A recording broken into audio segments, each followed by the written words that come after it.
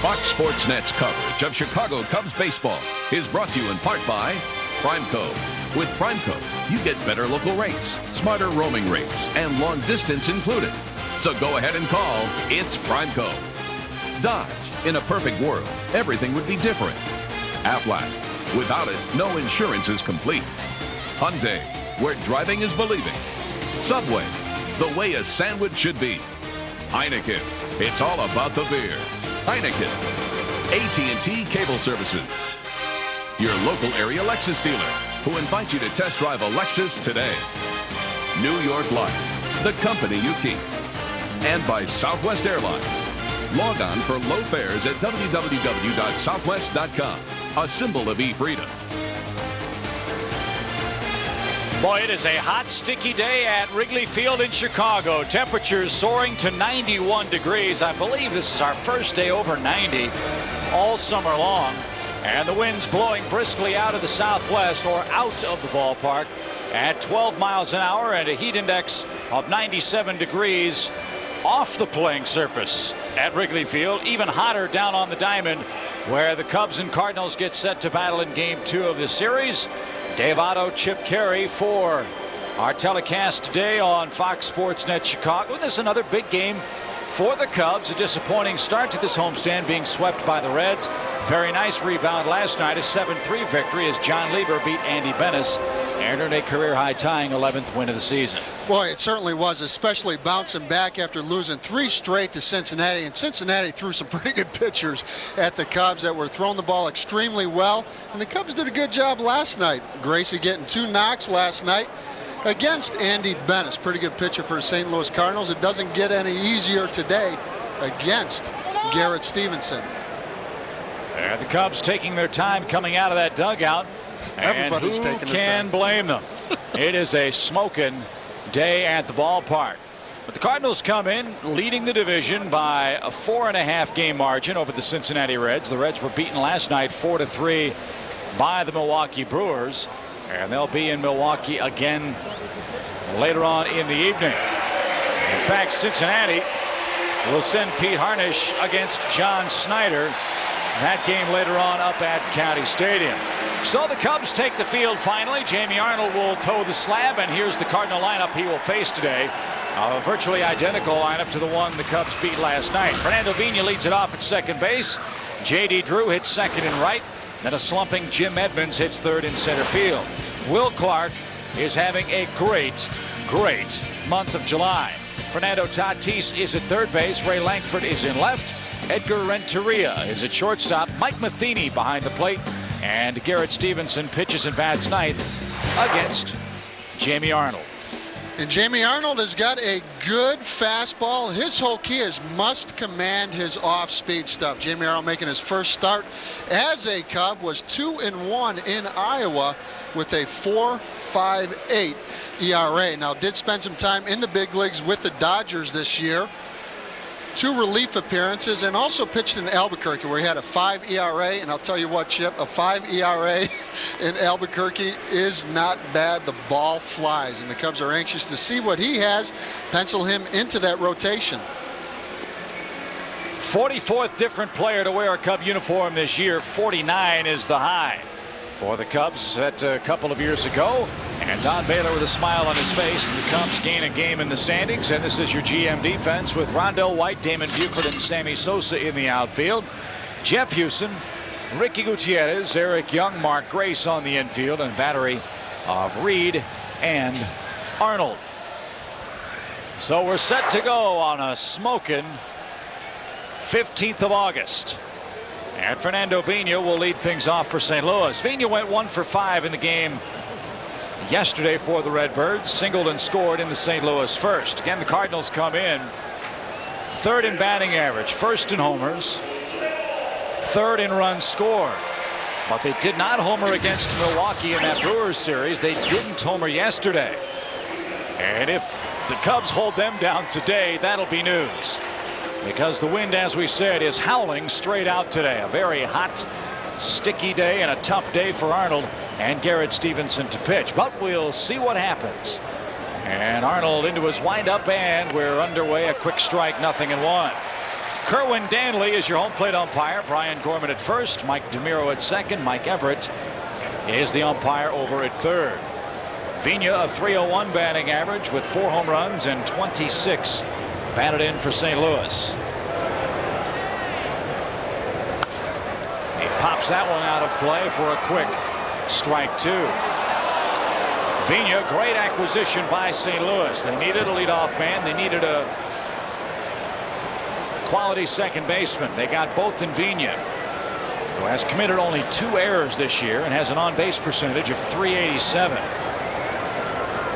However, for a leadoff man, he doesn't steal much. Only 9 stolen bases, and that one almost took Arnold with him into center field. Another leadoff single for Vigna. That's 2 in as many games. So 1 on, nobody out, and J.D. Drew is the hitter. As you see, Jim Corno, our general manager at Fox Sports Net, throwing out the first pitch. It is Fox Sports Net Day today at the ballpark. Here's Drew hitting .302 with 16 homers and 48 driven in. Drew had a double in the first inning yesterday, extending his hitting streak to 6 consecutive games. And he almost got hit. Ball 1. And Chip, as you mentioned, Fernando Vigna, although he only has 9 stolen bases on the year, he is a threat to steal, particularly with Mack out of that lineup. The Cardinals need to generate some runs. McGuire is who Dave is speaking of. Mark McGuire, injured, of course, the patellar tendonitis. He has missed 34 in a row now, this being number 35 with the knee problem. Vigna starts, then stops, and a high fly ball lifted toward left. That'll be playable for Rondell. Flips the shades down, makes the catch, and back to first goes Fernando Vigna. 1 on, 1 out. Cardinals tell you that they're just not sure when McGuire is going to be back, and that has to be a terrifying prospect for St. Louis. They have a lot of games left. They are 6 games under since McGuire was disabled. The Reds are nipping at their heels, and McGuire obviously a big run producer. But Dave, you have to wonder about the psychological aspect of not having the big guy in the lineup. There's no question. I think that you hit it right on the head. Psychologically, to have that big thumper and Mark McGuire in the lineup is big. And mentally for a pitcher, not to have to face Mark McGuire. He really just makes everyone better in that lineup. And you mentioned Jim Edmonds is struggling a little bit, and it's been pretty much since Mark McGuire has been out of that lineup. Jim Edmonds is now the Cardinal hitter. Really slumping is Edmonds, and I think this is the guy that has missed McGuire the most. There are some who say that Edmonds is great as a secondary star, but when the spotlight shines ever so brightly on him, sometimes he tries a little too hard. And Edmonds 0 for his last 16 for St. Louis. However, if he's going to struggle, I'll take his kind of struggling. Hitting .312 with 32 homers and 80 driven in. And he's a highlight reel out in center field. He can run down a ton of mistakes. Vigna starts, then stops, and Arnold misses upstairs.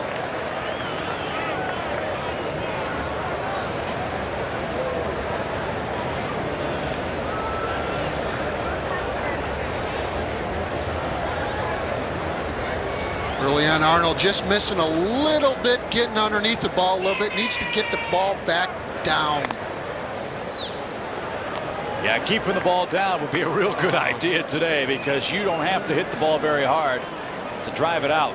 Chip, I tell you what, it's not a good feeling standing on that mound, having that breeze blow right at your face. Although it is a good day to pitch with the fact that it is humid. You can get loose in a hurry.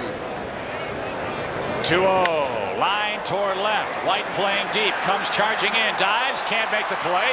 Knocks it down. Keeps it in front. Vigna on his way to third, and he'll make it safely. Jim Edmonds drops a sinking liner in front of Rondell White, who was surprised by Vigna going to first to third, and that's where the Cardinals have him. First and third with only 1 man out. Well, Edmonds hit this ball on the end of the bat, and Rondell White did not get a great read on the ball, but boy, what a great read by Fernando Vigna. The ball right in front of him as he's rounding second base. And Gets into third base after the dive. Good base running by Vigna.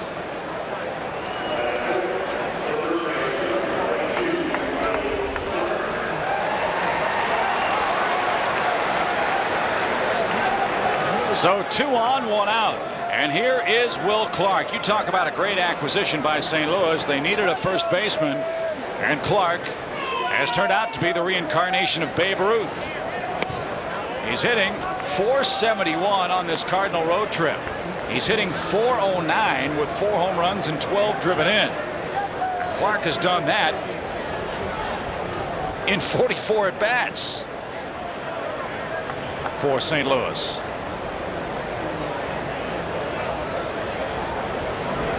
And Clark dances out of the way. Ball 2 nearly plunked him on the shoe tops.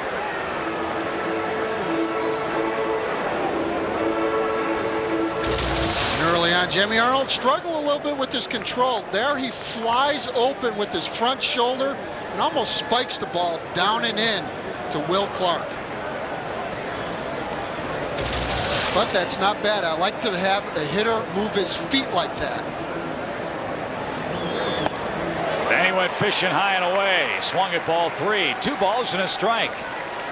You know, when you talk about moving a hitter off the plate, sometimes it's almost better throwing at his feet to get him moving his feet. Then all of a sudden you're a little uncomfortable at the plate. And he comes back with a good hard fastball, low and away. Edmonds ends his 0 for 16 slide with a sinking base hit to left. Vigna's at third, and the pitch to Clark checked his swing and fouled it off. Good break for the Cubs there. 2-2 now. Just underway at Wrigley Field in Chicago, and you see Will Clark. Boy, what a showdown he and Mark Grace had in the 1989 playoffs. Clark, of course, that time was with the Giants. Will now playing with his 4th team. He's played with Texas, with Baltimore, and now the Cardinals. Cardinals have not been a good hitting team with men in scoring position. They were 1 for 11 in that stat last night. And Clark looked at one that barely missed outside for ball 3. So the decision for Tony La Russa. Do you send Jim Edmonds here? You have a very speedy runner at third. You might be able to steal a run if the Cubs throw through.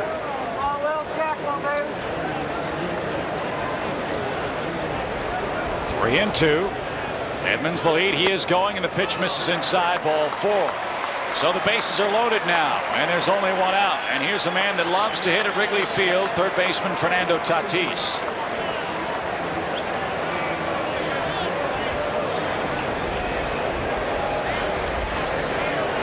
And this is another player that the Cardinals really missed over 50 games this year because of a severe groin injury.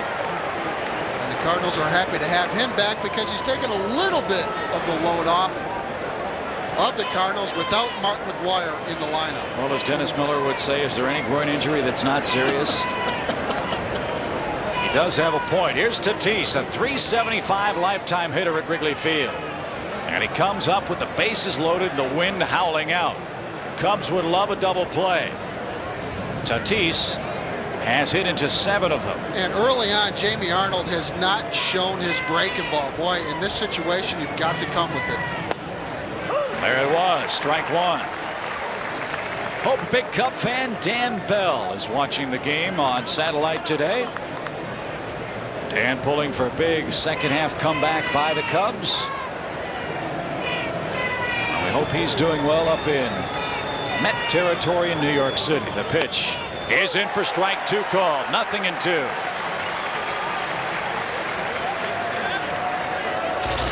Well, Chip, Jamie Arnold started Tatis off with a changeup and then comes back with the fastball. Tatis, not seeing the fastball yet, is buckled. Not able to pull the trigger. So Arnold way ahead, 2 strikes. And Tatis hit by a pitch with the bases loaded. On an 0-2 pitch, the Cardinals have the lead on a hit batsman. Well, we told you control has been Arnold's problem. And it's reared its ugly head here. An 0-2 pitch that got him on the elbow. Boy, sometimes 0-2 with players these days standing right on top of the plate. There is not much margin of error up and in. Jamie Merrill decides to go up and in, and he dots him. Well, that's the risk you run if you're going to go up and in. Exactly. Why not go down and away? Exactly, with the breakable. And if you have control trouble, keep the ball away from the hitter. And Tatis being checked out by the Cardinals training staff. He'll take off some of that body armor, and he'll stand over at first base. A very painful RBI for Tatis. Edmonds now to third, Clark to second, and Ray Langford, the St. Louis hitter. 1-0 Cardinals on a very odd play, a hit batsman with the bases loaded.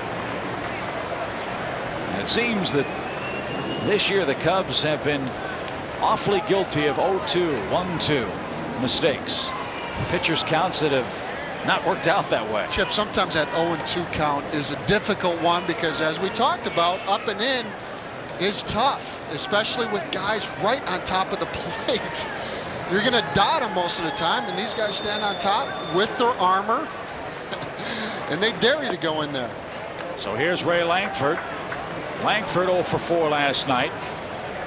3 flyouts and a strikeout. Langford will strike out on occasion. In fact, he'll strike out on more than an occasion. 105 punch outs on the year, so this is a shot that you've got to take. Get him out. Threw it past him over the inside corner, a ball and a strike. 1 run should not be enough to win today. However, offensively, the Cubs have had some problems. Last night broke out of a 25-inning scoreless streak.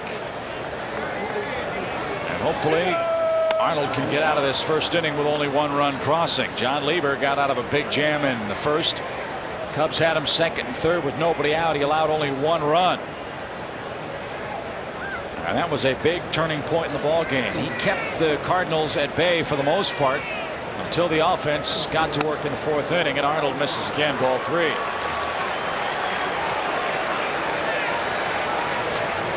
Chip, you mentioned 1 run's not going to win this, and I think Don Baylor also recognizes that, playing Jeff Houston back at third base and Mark Grace in double play depth, trying to roll a pair. The 3-1 pitch. High pop, shallow left. White does not throw particularly well. He'll battle the wind, makes the catch. Tagging from third is Edmonds. He will score. The ball cut off. Sac fly RBI for Langford, and the Cardinals lead by 2. That is the one weakness defensively Rondell White does have. His throwing arm is accurate but not particularly strong. Well, I just like the fact that he hit the cutoff man. I think that's important. Keep it in check, men on first and second, as opposed to if he launches one there, all of a sudden you're sitting with second and third. Rondell White gets a pretty good position here, battling the wind, and as we mentioned, boy, that wind blowing straight out. It can dance out there, and he throws a strike to Jeff Houston. So it's 2-0 St. Louis, and Edgar Renteria bats. He broke out of a long hitting slump of 0 for 14 with a 2 for 4 game last night. He also drove home his 50th run of the season. Renteria, a 2-time All-Star, made the All-Star game for the 2nd time in place of the injured Mark McGwire. 1-1 your count.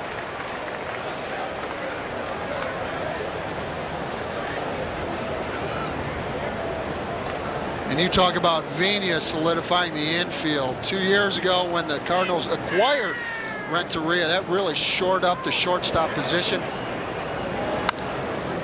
1-2 out of play. Despite making 26 errors last year, he's got good range over at shortstop and can make all the plays.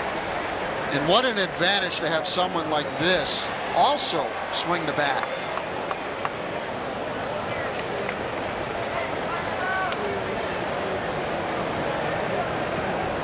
Renteria nearly out of that batter's box. The right foot on the white chalk line. Arnold misses away with ball 2. 45 games left, including today's, and 24 of them against teams in our division. That's the National League Central, a division where the Cubs have played 16-22 baseball. The 2-2 pitch. is popped up right side. Grace on the run, nears the Cardinal pen, and it's in the first row of seats. Again, the Central shapes up thusly. Cardinals 3-1 against the Cubs. Cubs 3-6 against the Reds. Also had a lot of problems with the Pirates this year. Pittsburgh's given the Cubs fits. We're 2-7 against the Pirates this season. We'll see them the final 3 of the year. 2-2 pitch. Got him swinging. And out goes Renteria and the Cardinals. But St. Louis tallies twice. They don't do it with a home run ball, but some little baseball. And after a half inning, Cardinals 2, the Cubs coming up. Cardinals get 2 in the first, and here come the Cubs on this windy day in August. Eric Young leads things off, followed by shortstop Ricky Gutierrez. Sammy Sosa popped number 37 last night. That ties him with Gary Sheffield for the major league lead. Mark Grace is at first base hitting fourth. Rondell White is in left. Jeff Reed behind the plate. Damon Buford plays center today. Jeff Houston over at third. Jamie Arnold pitches and bats ninth against right-hander Garrett Stevenson, a man that's had a very Charles Dickinson-like season. It's been a tale of 2 seasons for Garrett, who started the year 8-0, is 4-7 since. Well, it certainly has. And Garrett Stevenson early on against the Cubs on April 6th threw the ball extremely well, going 7 innings, giving up 3 runs for the win. He's got an average fastball, not overpowering. He's got a big breaking ball, and last time out against the Cubs really used his changeup well. And in the first inning from Jamie Arnold, we didn't see his off-speed stuff. We'll probably see it early on from Garrett Stevenson. The misses with ball 1 high to Eric Young, who brings a 3-game hitting streak into the fray today. And Stevenson, kind of a herky, jerky motion out there. He's a big man, 6'5", 208 pounds. And 55, an interesting number for St. Louis. 5 starters, and not a single one of them has missed a turn for St. Louis. What a luxury that is for La Russa and Dave Duncan. Well, they've really put together a good staff here. And really where they've been struggling is in their bullpen. Swing and a miss, 2-2.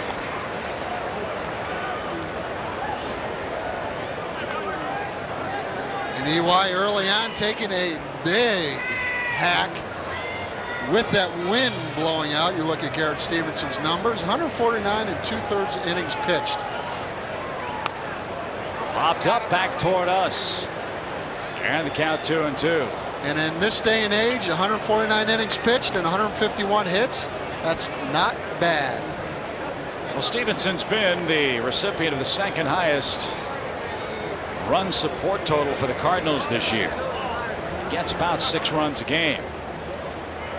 And there's a high fly ball hammered deep toward left, but not quite deep enough. Langford is over and battles the sun and puts it away for out number 1. That's the right idea. Today you want to have your uppercut swing in good form. EY hit it sharply, but Langford runs it down, and there's 1 man down in the Cubs first. The Cardinal defensive lineup has Langford in left, Jim Edmonds in center, J.D. Drew is in right, Fernando Tatis, Edgar Renteria, and Fernando Vina with only 2 errors. All season long, Will Clark is at first, and Stevenson and Matheny, the Redbird battery. Here's Gutierrez, and he looks at a ball, 1 ball, no strikes. Reiki hitting 280. 8 homers and 47 driven in.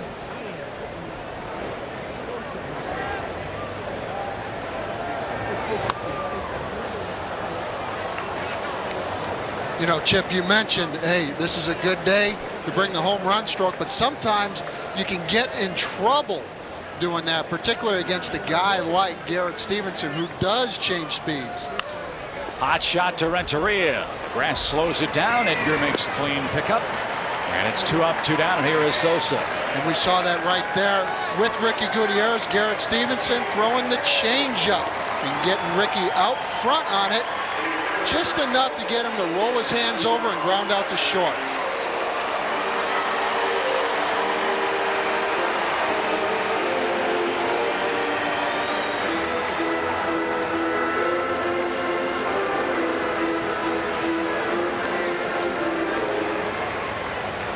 Sosa hit number 37 last night. He's driven in 37 men in the last 36 Cub games. And Sosa with 106 RBIs. That total also leads the National League. His RBI high is 158, set in 1998.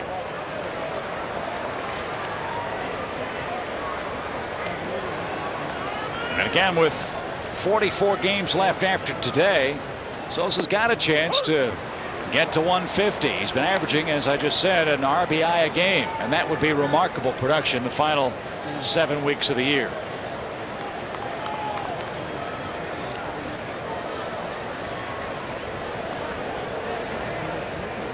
The 2-1 pitch is in for a strike. 2-2. Boy, the opposition has been steadily feasting on that outside corner against Sammy, and he hasn't been able to do much with it. He's got a pretty good sequence here. 2-0. He flips up a changeup. Good pitch, and then he goes back away with a good hard fastball.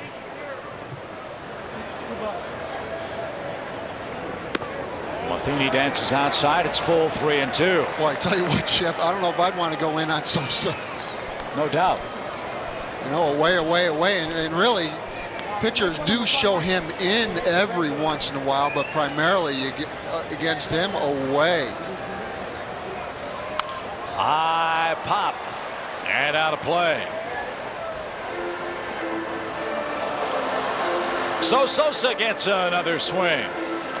3-2 on a blistering day at the ballpark. I tell you what, it sounds like we're complaining. We really have nothing to complain about. We've had a very mild summer so far here in Chicago. In fact, I believe today will be the first day where the thermometer has topped 90 degrees all year. Great summer.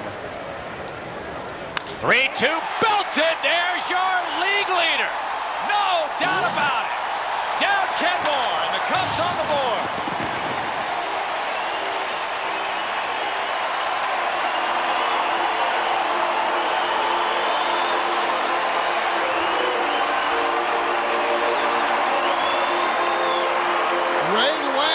The left fielder for St. Louis did not budge, and Sammy Sosa got all over a 3-2 fastball from Stevenson, and boy, he tomahawked it.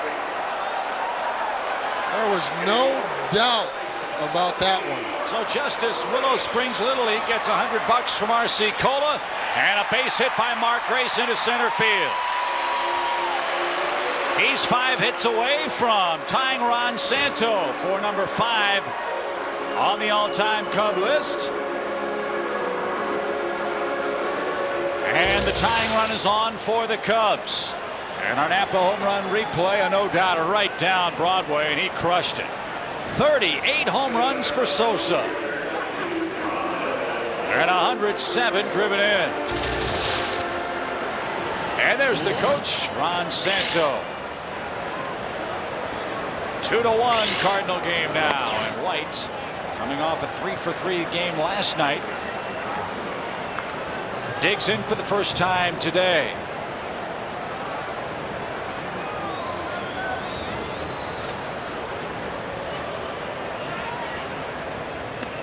Last season, of course, Sosa hit 63 home runs. He hit number 38 on July 30th. So he's a couple of weeks behind that pace, but still, as you all know, when Sammy gets hot, when the weather gets hot, he explodes. White sends a screamer toward left. Langford has to back up and makes the catch on the warning track. Sammy Sosa, number 38, takes over the major league lead, and the Cardinal lead cut in half. It's 2-1. Tomorrow's your chance to bring home a Cubs 1945 baseball cap. The first 10,000 adults age 21 and over attending the Cubs Cardinals game get a good-looking Cubs 1945 baseball cap. And of course, 1945 is the last year the Cubs won the pennant.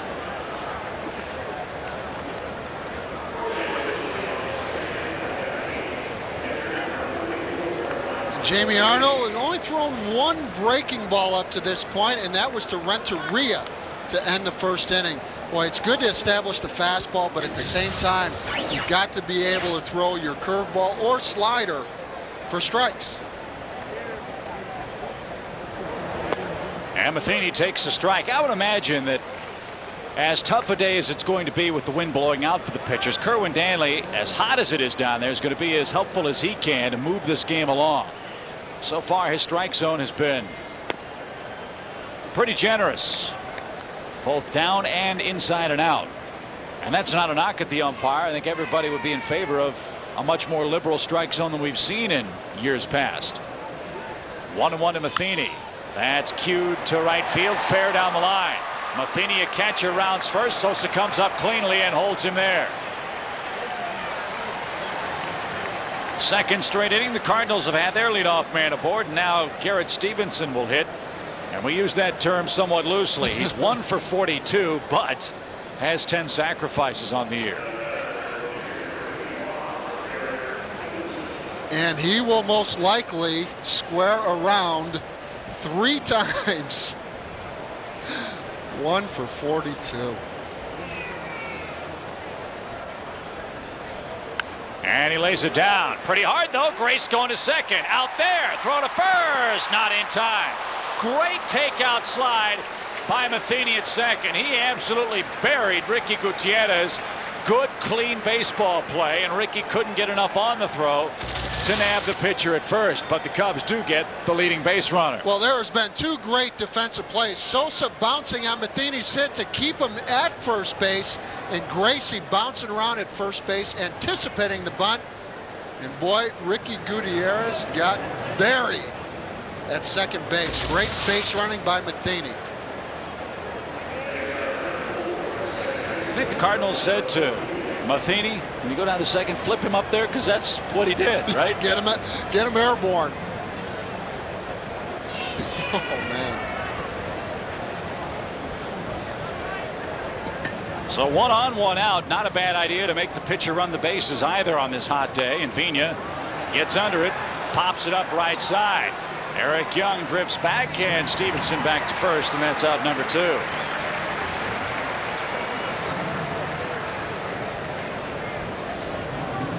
So Vigna 1 for 2, and here's J.D. Drew. The Cardinals again have been a very frustrating team in one key statistical category. They have not been a very good or consistent team with men in scoring position. Now, they got 2 runs in the first, but frankly they had Arnold on the ropes. Had Langford been able to drive a ball in the gap, the Cardinals would have a much bigger lead than the one they possess.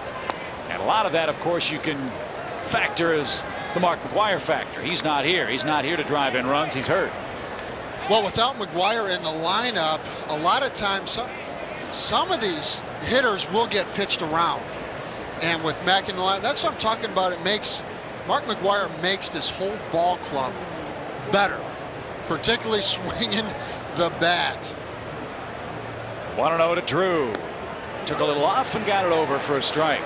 And you know, as a pitcher, it's in the back of your mind. Oh, here comes McGwire. Here comes McGwire.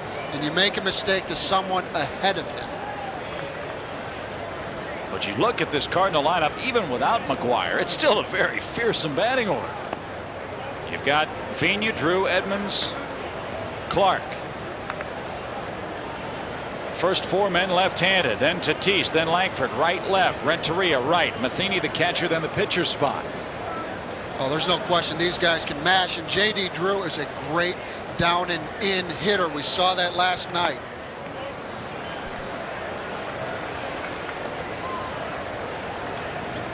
And really, yeah, absolutely. There are not too many outs in this lineup.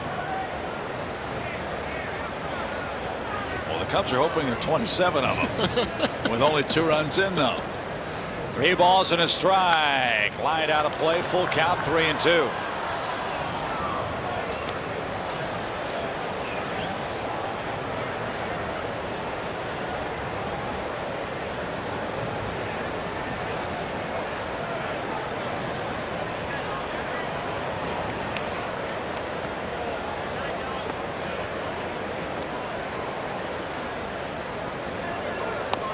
Downstairs, ball 4, another walk.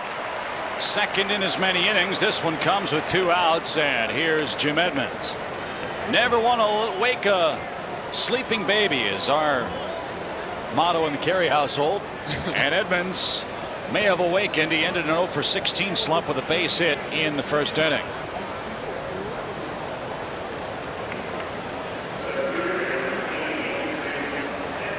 Two to 1, St. Louis the lead. We're in the second.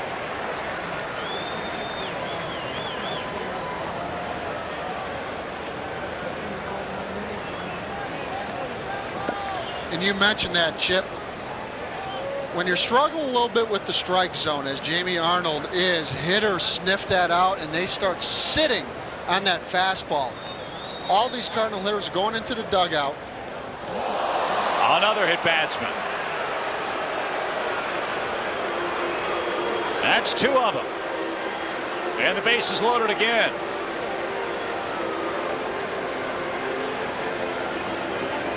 Maybe Jamie's mistaken that bat on the front of the Cardinals shirt as the bat they're carrying. The pitcher all the way to third. Drew to second. Edmonds to first. 2 hit batters in as many innings. 2 walks in as many innings. And that one got Edmonds, right on the outside of the right knee. And Oscar Acosta is on his way out. Well, it seems like early on Jamie Arnold does not have a good feel of his breaking ball. So what he's trying to do right now is to locate his fastball. Throwing the ball in on Edmonds and hitting him in the first inning, throwing it in on Tatis, trying to move his fastball around, where sometimes it makes sense just to try and throw that son of a gun right down the middle and let it work for you. He's got a good moving fastball, and still you've got to try and find a way to get that breaking ball over. Well, here's the man that will make you pay for popping your teammate, Will Clark, and he takes a letter high ball. 1 ball, no strikes. Clark homered in 4 straight Cardinal games, August 2nd through the 6th. Again, St. Louis has not homered yet on their road trip. Did not homer against Milwaukee. They did not homer yesterday. And that's ball 2 high as we've reached 2 o'clock Chicago time. It might be nearing midnight for Jamie Arnold, who can't throw it within a mile of the strike zone, and Todd Van Poppel getting up in a hurry. The Cubs may have to go to the pen early today. You're not going to get too many opportunities the rest of the year against the Cardinals, and every game is a precious one. Bases loaded. The 2-0 pitch, skied center field deep. Buford on the run, slowing. He's under it. He's got it. And the inning is over. Cardinals load the bases, fail to score. Their litany continues, and Arnold fortunate to escape the second inning unscored upon. All right, Chicago sports fans, the game room is now Chicago Sports Tonight. It's the same great half hour devoted to the Chicago sports scene, only with a new name now. Don't miss Chicago Sports Tonight, presented by Verizon, tonight at 7 on Fox Sports Net. On this very hot day, Garrett Stevenson only now has gotten out to the mound. He had to run the bases that entire second inning. And let's see if that serves the Cubs in good stead in the second inning, with the Cardinals leading by a slim 2-1 score. Great day to be out in the bleachers, but it's not a packed house out there. Those folks sun splashed, many shirtless. Hopefully everybody's got sunscreen on, because you're going to get toasted pretty quickly, both by the sun and some of the other enticements out in the outfield. And I imagine Garrett Stevenson took a little ammonia bath in the dugout after running the bases. There's nothing better on a hot day to take one of those towels and put it over your head. Yeah, spirits of ammonia, a little water, some ice. It's instant air conditioning. It does feel very good. And all the fans in the sunny sides of the ballpark looking for a little relief. And the Cubs, fortunate to escape the second unscored upon, now send Jeff Reed to the dish for the first time against Stevenson. Jeff hitting .231, 4 homers, 22 driven in. And lifetime is 3 for 7 against Stevenson. And that's over the inside corner for a strike.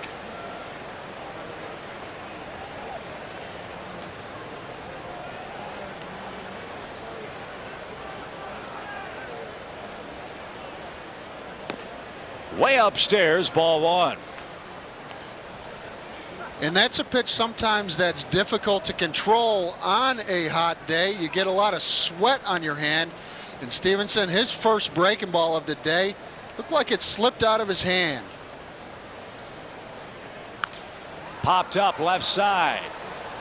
And Matheny nears the dugout, makes the catch, and there's out number one. The wind's starting to shift a bit now at the ballpark. It's still blowing out, but it's blowing from the grandstand on the left side of the park straight out toward right. So any pop fly foul hit on the left side of the diamond you can't give up on because the wind's going to push it back toward the field of play. And for the left-hand power hitters in the game, you get it up in the air, it's going to go out to right field. Much more difficult to hit the ball out to left.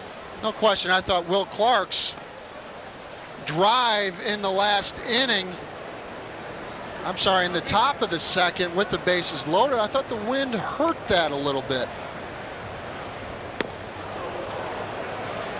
Swing and a miss by Damon Buford. 1 ball, 1 strike. Cards 2, Cubs 1 in inning number 2. St. Louis 1 for 14 with men in scoring position in this series. A chopper hit toward Tatis, and he'll unload quickly, and there's out number 2. 2 up, 2 down. Jeff Houston will be the batter, and the veteran will take some time to try to give Jamie Arnold a chance to gather himself on that Cubs dugout bench. We'd like to welcome our affiliate AT&T Cable Services and their viewers in Countryside and LaGrange, Illinois, to the ballpark today. Second game of 3 with the Cardinals.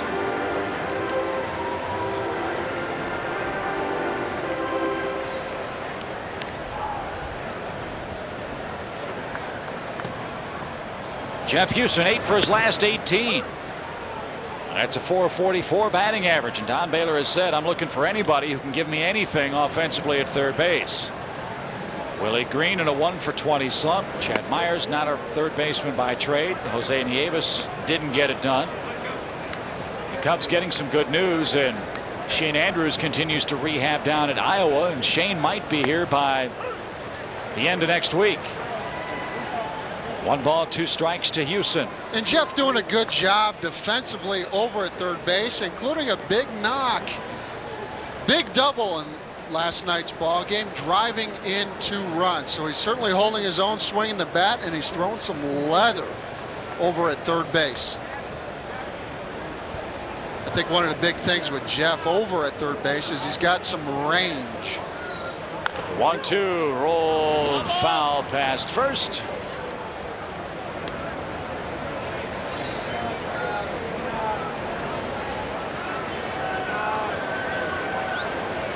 And the count 1-2.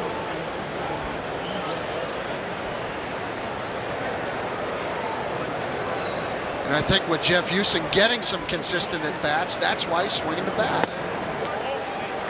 2-2 now. Well, Jeff's been around a long time, and he knows the difficulty of the job being a utility guy, an extra infielder. You're not going to get a whole lot of playing time, and when you do, you've got to make a positive impression, and he has. Stevenson makes a positive impression, runs the bases, but comes back and works a 1-2-3. He's a real gamer, at least he's been today. 2-1 St. Louis after 2. Well, friends, Saturday, August 26th will be Oreo Day at Wrigley Field. Exciting Oreo prizes will be given away throughout the Cubs-Dodgers game, including an Oreo cookie jar, Oreo pajamas, and even a year's supply of Oreos. You can win with a lucky ticket number drawing or stop by the Cubs offices here at the ballpark for a free entry form. It's Oreo Day at Wrigley Field on Saturday, August 26th. Folks at Oreo better hope that neither you nor I win the year's supply of Oreos, because I don't think there's a truck big enough. Those things are addictive. Here's Tatis. Tatis hit by a pitch and picked up an RBI. It was his 52nd of the year. That's downstairs, ball 1. Have you ever been on TV after eating a bucket of Oreos? A bucket? No. 1 or 2, yeah. Can't just eat 1 or 2.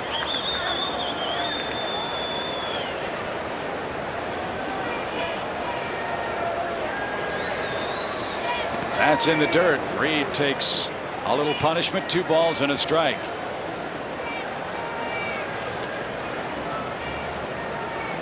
Well, this is how good outings sometimes start. Jamie Arnold early struggling, getting out of a bases loaded jam in the 2nd inning by getting Will Clark to fly out.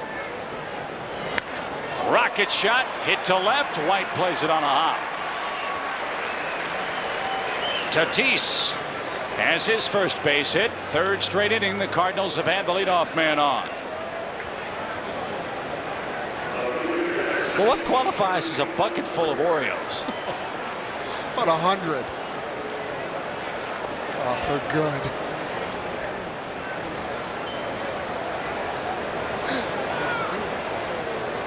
I think what you're trying to say is the chocolate cookie gets stuck in your teeth. Yes, yes.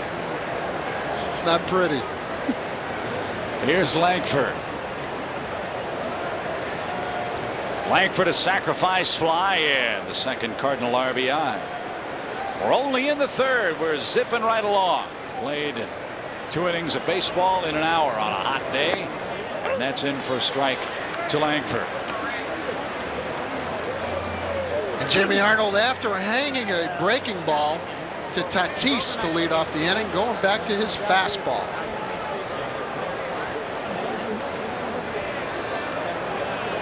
There's nothing wrong with his arm. It's just, can he harness his command? This is a kid that was the #1 pick by the Atlanta Braves 8 years ago. Went to Los Angeles, and he just hasn't been able to do it consistently, either at the minor league or the major league level. But he's got a chance with the Cubs, who are looking for arms in both the rotation and in the bullpen. Boy, and that's the beauty of it, though. That's why you draft and you acquire players with good arms, because you can teach them the breaking ball or the changeup. You can never teach velocity. I mean, you can improve on your velocity a little bit, but boy, you can find something off of a good arm. You can teach philosophy, but not velocity, is what you're saying. Exactly. You can do a little bit to your mechanics and improve your velocity a little bit. But overall, you can work on that changeup and you can get that breaking ball. Langford's hitting to only 5 double plays for St. Louis. 1 here would be nice. And the 2-2 sails high. Another 3-ball count. And Arnold's had a bunch of those. The umpires in the crowd thought that was good enough, but their opinion doesn't count. 3-2. Now do you send Tatis? I would think no, with Langford's high strikeout total. Let's see what Tony La Russa has in mind. With 1 on, none out, he's not moving, and that's why he went fishing, and there's out number 1.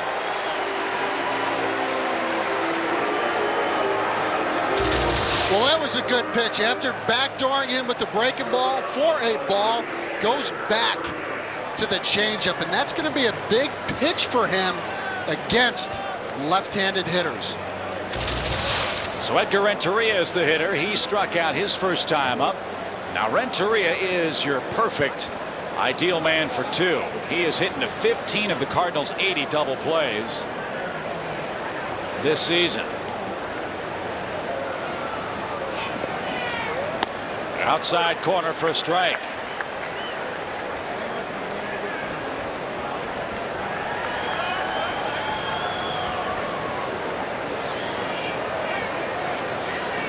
Renteria 2 for his last 20. And again, this Cardinal offense hasn't been doing much. Ripped down the right field line for strike 2. It's 0-2.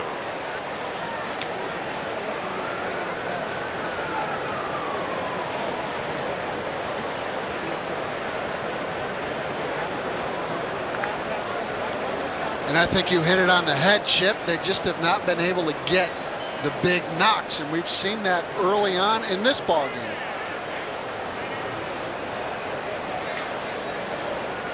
Cardinals by a single run. The pitch lined up the middle into center field for a hit, and Tatis will stop at second, first and second with 1 out. And here's Matheny. Matheny has a base hit today.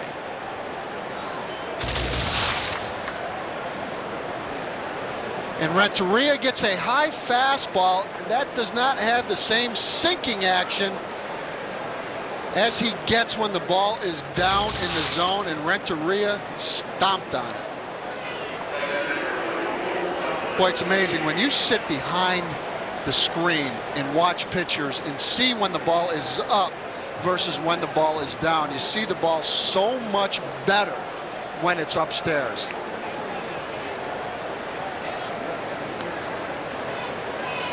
Matheny takes a strike.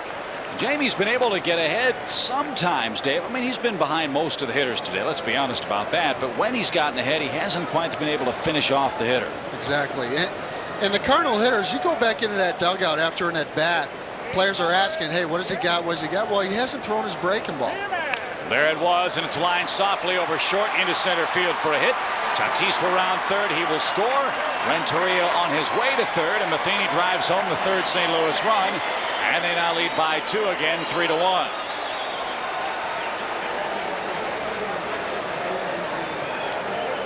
And even if you are sitting dead red, sitting on the fastball, if you get a hanger as Matheny gets here, you're able to stay back and just get it out over the infield to drive in Tatis. So the Cardinals get 2 in the first, 1 here in the third. And Arnold already crossing the 50 pitch threshold, faces Garrett Stevenson, who has only 1 hit in 43 tries. But he does handle the bat well. Again, Stevenson with 10 sacrifices on the year.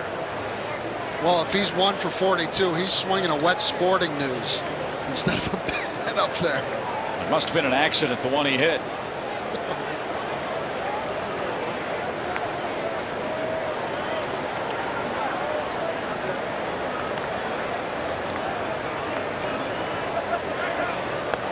Way high, and the Cubs thought they might be squeezing.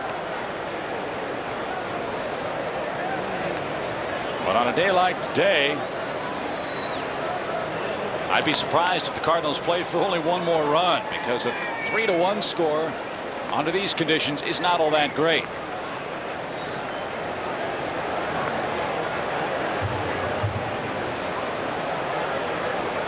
First and third, 1 in, 1 out.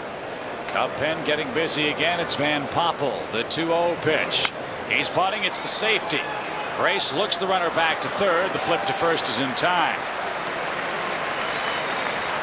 That was the safety squeeze. The runner did not break. The sacrifice sends Matheny to second. Second and third now with 2 outs.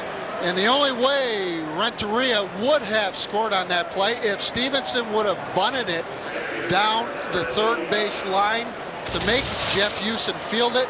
He bunts it down the first base line. Well, that's Chuck Tanner's favorite play. We saw him in Pittsburgh earlier this year. You can tell the opposition what you're going to do. Bunt the ball to third, and the base runner, all he has to do is follow that third baseman in. When he makes the throw to first, you take off and head home, and there's no way that the base runner cannot outrun that baseball. It's an easy way to score a run, but you do, you're right, have to make the third baseman field the baseball. So a quick strike to Vigna with runners at second and third for St. Louis. Again, the Cardinals 0 for 3 with men in scoring position through the first 2 innings. They're 1 for 4, counting the base hit by Matheny. In for strike 2 call. 0-2.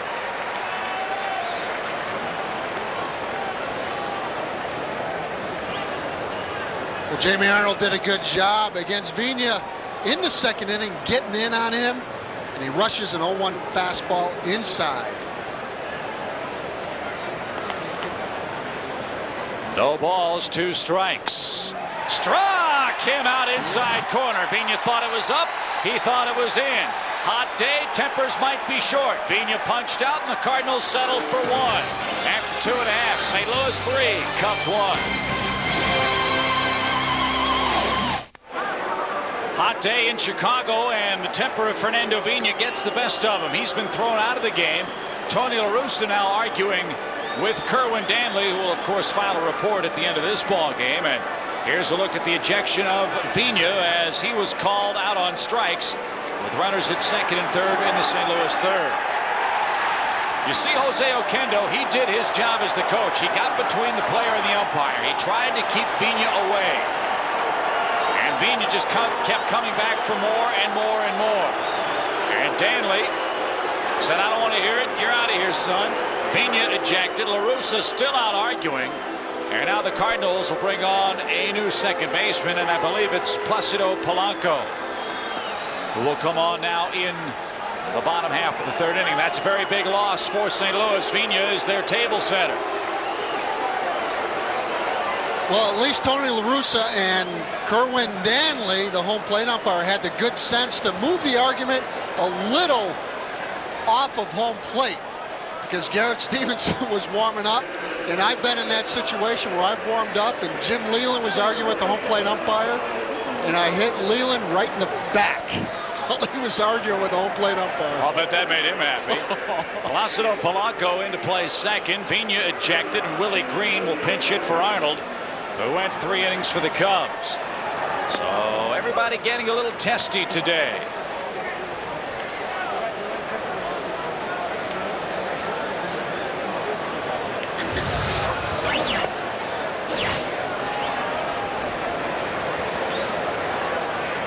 .64 pitches for Arnold in his 3 innings. He gave up 6 hits, 3 earned runs. And Green smokes that one high in the air to center field. Back goes Edmonds, still going back. He puts it away, and there's out number 1. Green 1 for his last 21. And here's your Fox promo. Your regional sports report is here. It's a half hour of local sports coverage like you've never seen.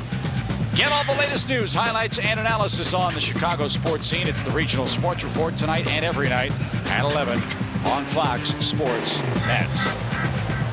1 out, top of the order now, and Eric Young.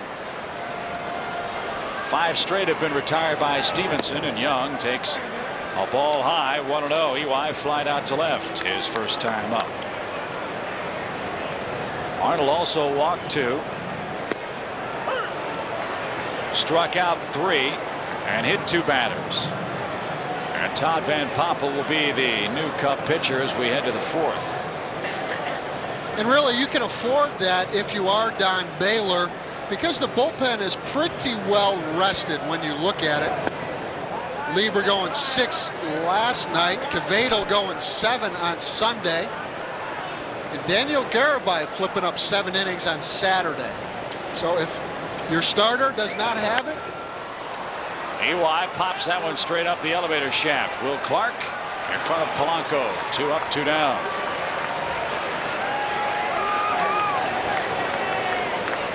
Six straight Cubs have been subdued, and Ricky Gutierrez our final hope in this 3rd inning. Stevenson was originally a Baltimore Oriole. Phillies got him with Calvin Maduro for Todd Zeile and Pete Incaviglia back in 1996. Then went to St. Louis for Ron Gant, Jeff Brantley, and Cliff Polite. And he went 6-3 in 12 starts for the Redbirds late in 1999. That's over the outside corner, a ball and a strike. Big story today, Fernando Vina ejected, arguing balls and strikes in the St. Louis 3rd. The other big story is they're leading the game 3-1.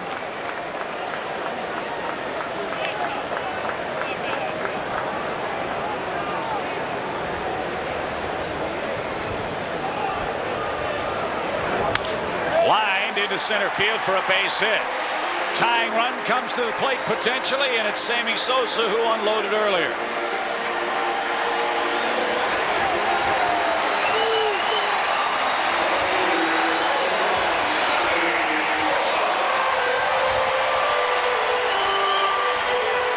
Last time up, you know what happened.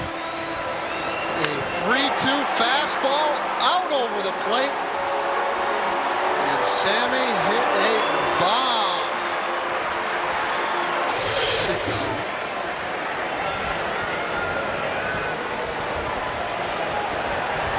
So runner at first, 2 men down. And that misses high and away to Sosa. 17 homers, 38 driven in the last 37 Sosa games.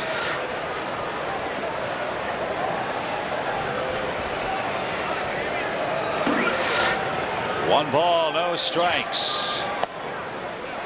Missed down, 2-0. Boy, Sammy really has good takes. Really sees the ball well, and working with Jeff Pentland has quieted his feet down.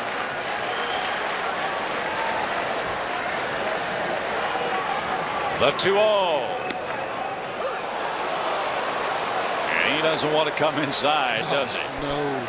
He made a mistake right down the middle in that first inning when Sammy unloaded. And Jeff Pentland, the Cubs hitting coach, eyeing his pupil up there.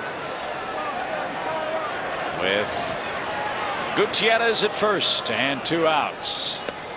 Over the edge again, 2-2. Sammy not able to pull the trigger on that pitch over the outside corner. The Cardinals are in essence saying, look, if you're going to hit the ball, we're going to make you hit it out to right or hit it on a line to right. Same thing the Reds said to him.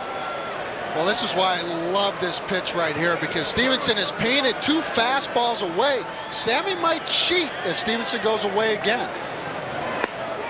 He won't chase that one, and it's full 3-2. So Ricky will be running with 2 men out.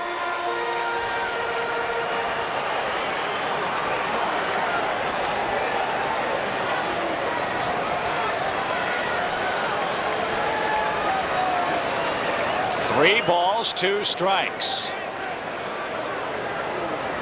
Runner is moving. The pitch is outside. Ball 4. Here's Grace, and here's the situation the Cubs have been waiting for. A left-hand hitter who can drive the ball out with the wind to right field. That's the direction the wind is howling now, and a long ball would give the Cubs the lead here. Exactly, and Gracie is really swinging the bat well. He hit a number of balls on the button against Cincinnati, and in the first inning of today's ball game, hit a rocket up the middle. 3 hits in the series already for Grace. 2 last night, 1 in the first today. And that one hangs up and in for a strike. It's 0-1 to Grace. Grace just 15 runs batted in, away from 1,000 in his major league career. And the batting average slowly starting to climb. 9 of 12 years he's hit 300 or more. It's around 293 now, and that one up the middle. Polanco can't get it. It's into center field for a hit. Ricky will score. Sosa to third. Grace a big 2-out RBI, and it's a 3-2 game.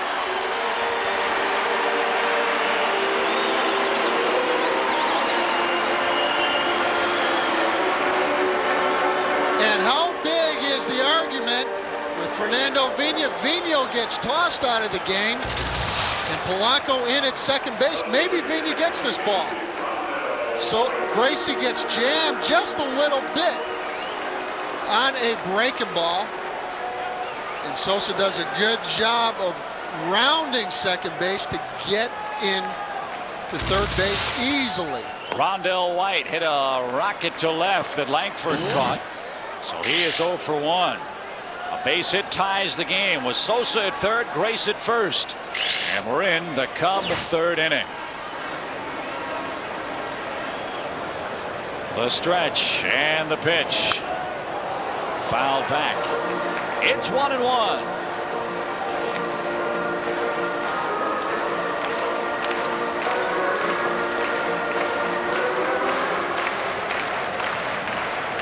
Well, Rondell White got a good lick on that fastball from Garrett Stevenson. White, a very dangerous hitter, Tony La Russa said before the series started. And he really feels, as do the Cubs, this is a very nice acquisition for this Cub team. A guy that can be a real big run producer if he can stay healthy. And frankly, that's the big if. Rondell can play 140, 145 games. He should put up some very impressive numbers at Wrigley Field next year.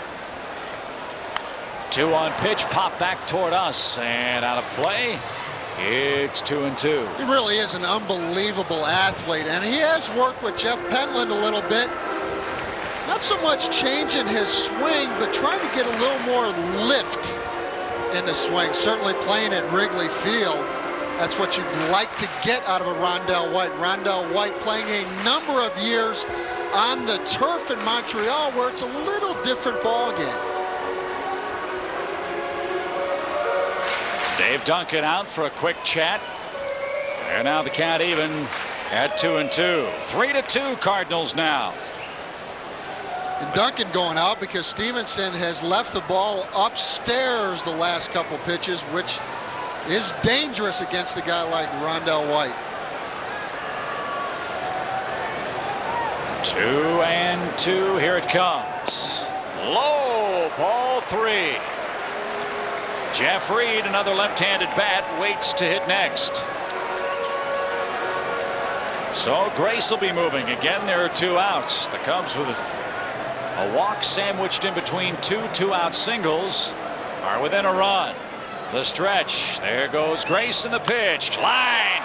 Renteria, good play. Only one play. It's to first and in time. Rondell White robbed.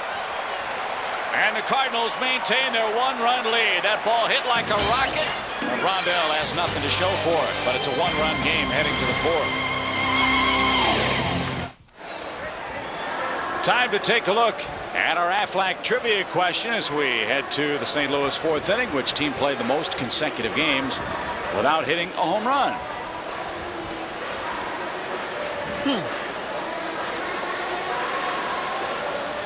Well, I don't know that one, but on the mound for the Cubs, Todd Van Poppel, Jamie Arnold throwing 3 innings. And you look at the numbers there for Todd, 2 and 3, making his 37th appearance and 51 innings pitched. Pretty high walk total in 30, but he's got 50 punch-outs. 50 strikeouts on the year, and I'll tell you what, Chip, his stuff is all the way back. Saw him early on in his career with the Oakland A's, and Willie Green steps in at third base. He'll take the place of Jeff Houston. And Van Poppel's going to hit third coming up. That's 8th in the batting order.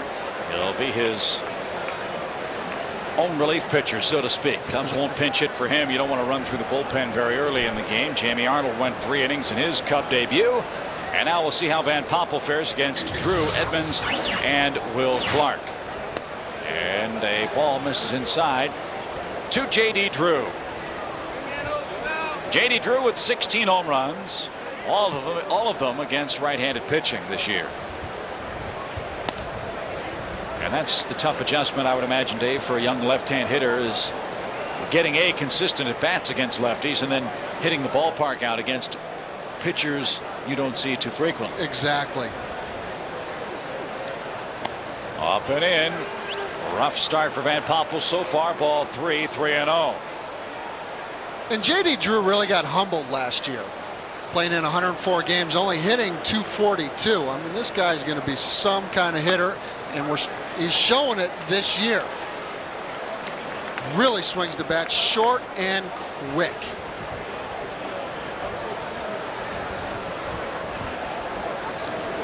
Three balls and a strike. Blew it right past him. 3-2. Todd, 28 years old, pitched with the A's, the Tigers, the Rangers, the Pirates, and now the Cubs. And he was a can't-miss prospect, or so the Oakland A's thought, who took him first in the draft in 1990.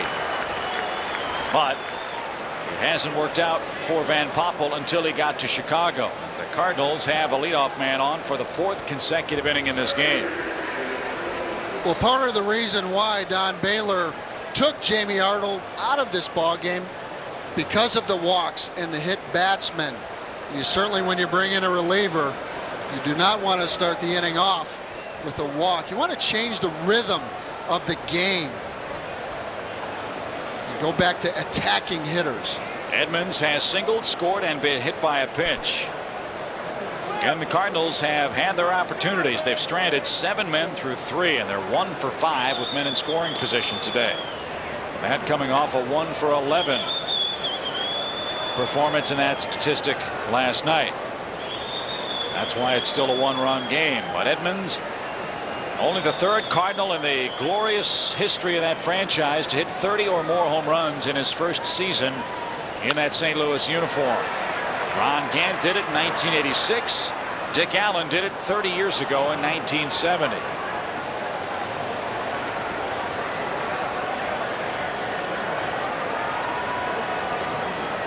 And they've got Edmonds locked up forever.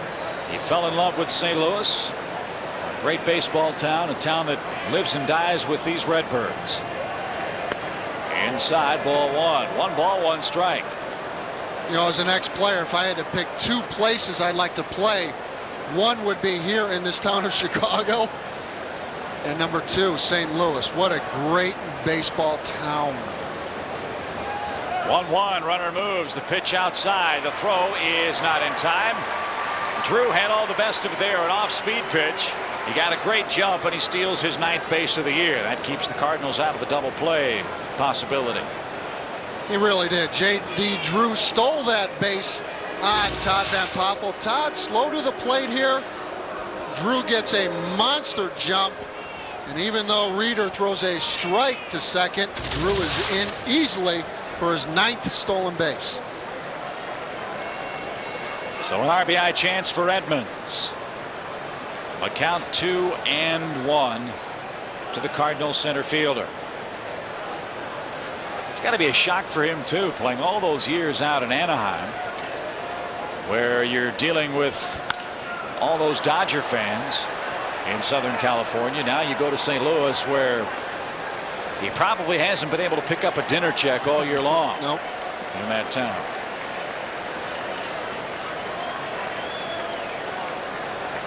Edmonds hasn't homered in 13 days. That was August 2nd at Montreal.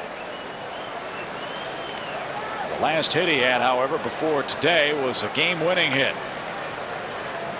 Let's hope he doesn't have one of those in store later on today. Good rip. And it stays 2-2.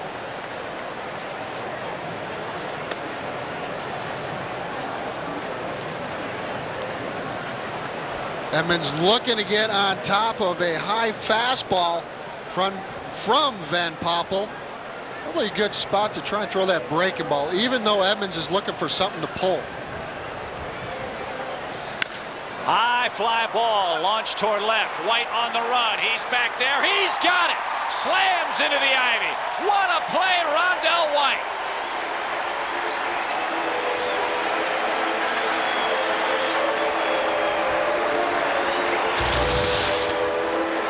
Rondell White got on his horse, a great read on the play, and makes the catch.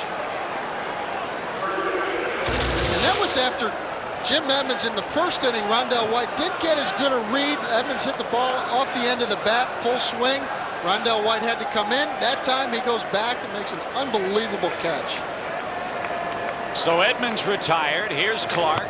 And he takes low. Boy, put a gold star by that play in your scorebook, folks. Edmonds robbed of a base hit and an RBI by Rondell White in left. Tell you what, Chip, he was in motion immediately.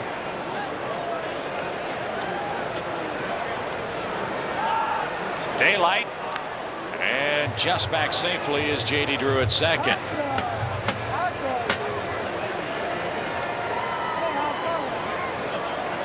Both the Cubs and Cardinals today have been looking for big hits. St. Louis stranded 7. The Cubs have left 3 through 3 today. 1 ball, no strikes. Clark pulls that one foul. Boy, Clark is such a great low ball hitter, and every once in a while he will jump up and try and get on top of something. But as you look at the hot zone right down central, he can be dangerous. Oh, he's got such a pretty swing. All those left-handed guys do. You can have a perfect swing from the right side, but for some reason it just doesn't look as elegant. No. 1-1 pitch. Out in front. Good idea. 1 ball, 2 strikes.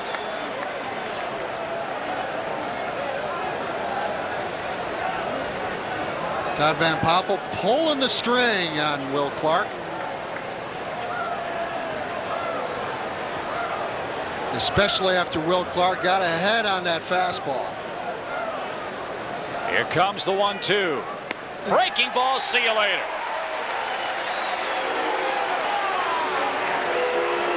Runner at second, 2 men out.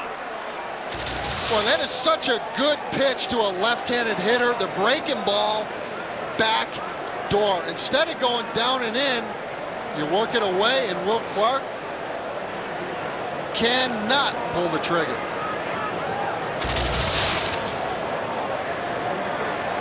So 2 outs, runner at second.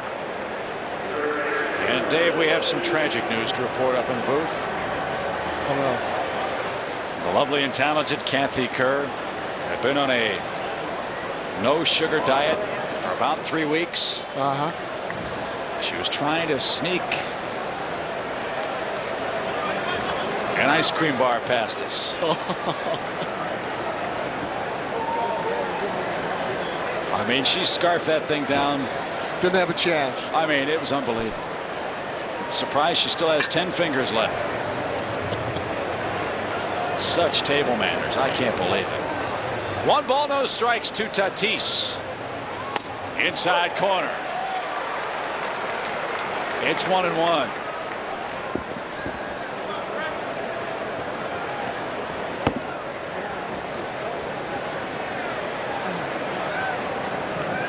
Cardinals still can't get that big hit. They're 1 for 7 in the game with men in scoring position.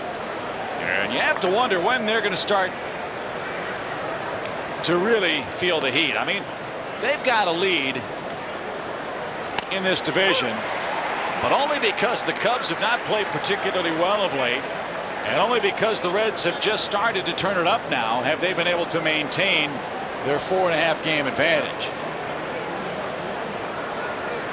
This division is still very much wide open.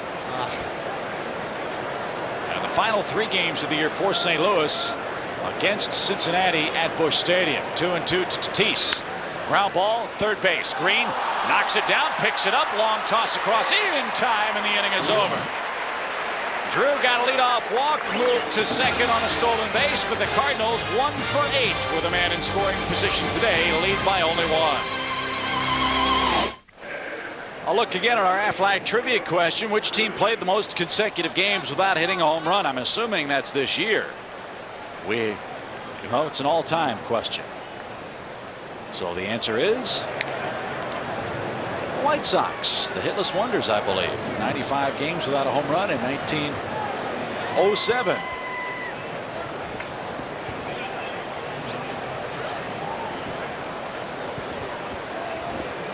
Here's Jeff Reed. He's set to go in the Cubs half of the 4th inning. A 1-run Cardinal game, and that's high for a ball from Stevenson. Jeff popped out to the catcher, leading off the Cubs second.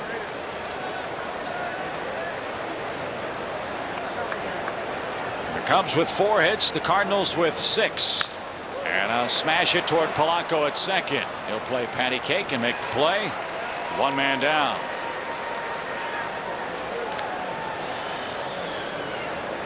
Damon Buford will stand in. Damon grounded out to third his first time up. A hot, sticky day at the ballpark. A lot of the folks doing anything they can to move some air. Get that air circulating around themselves on this muggy afternoon. The heat index at the start of the day around 97 degrees Fahrenheit. That catches the corner. 1 ball, 1 strike. Stevenson's got pretty good stuff. Doesn't overwhelm you, but changes speeds pretty well. Moves the ball in and out, up and down a little bit.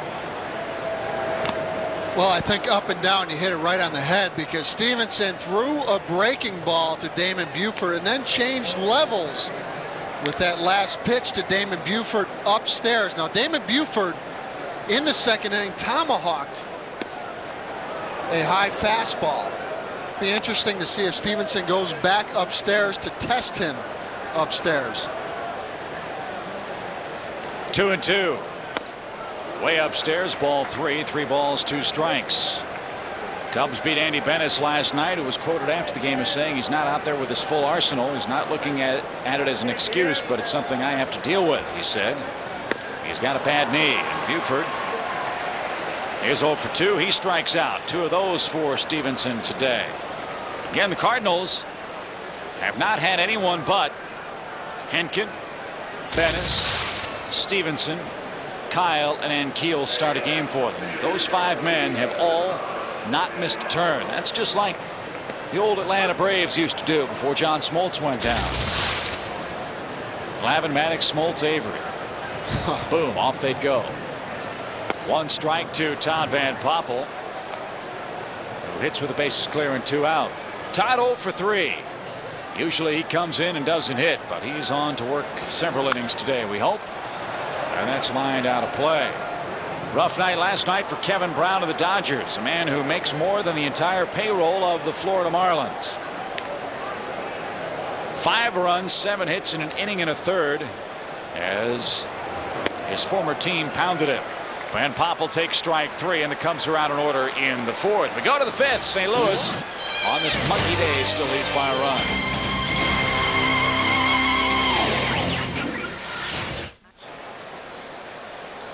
Here's a look at our Heineken game summary with the Cardinals in front 3-2. The Cardinals got 2 runs in the first inning as Jamie Arnold had some control problems.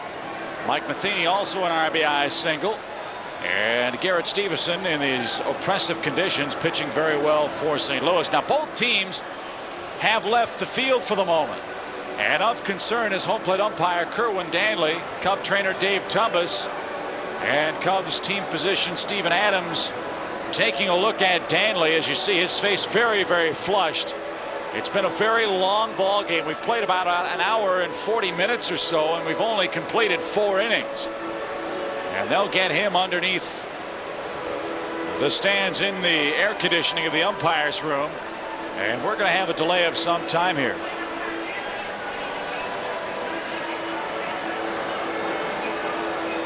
So he's suffering from heat exhaustion, and Mike DeMuro, the second base umpire, is in the umpires room putting on the gear as well. We told you it's a very hot, oppressive day, and the umpires trying to move this thing along. It has been a very slow ball game, and we hope that Kerwin's going to be all right.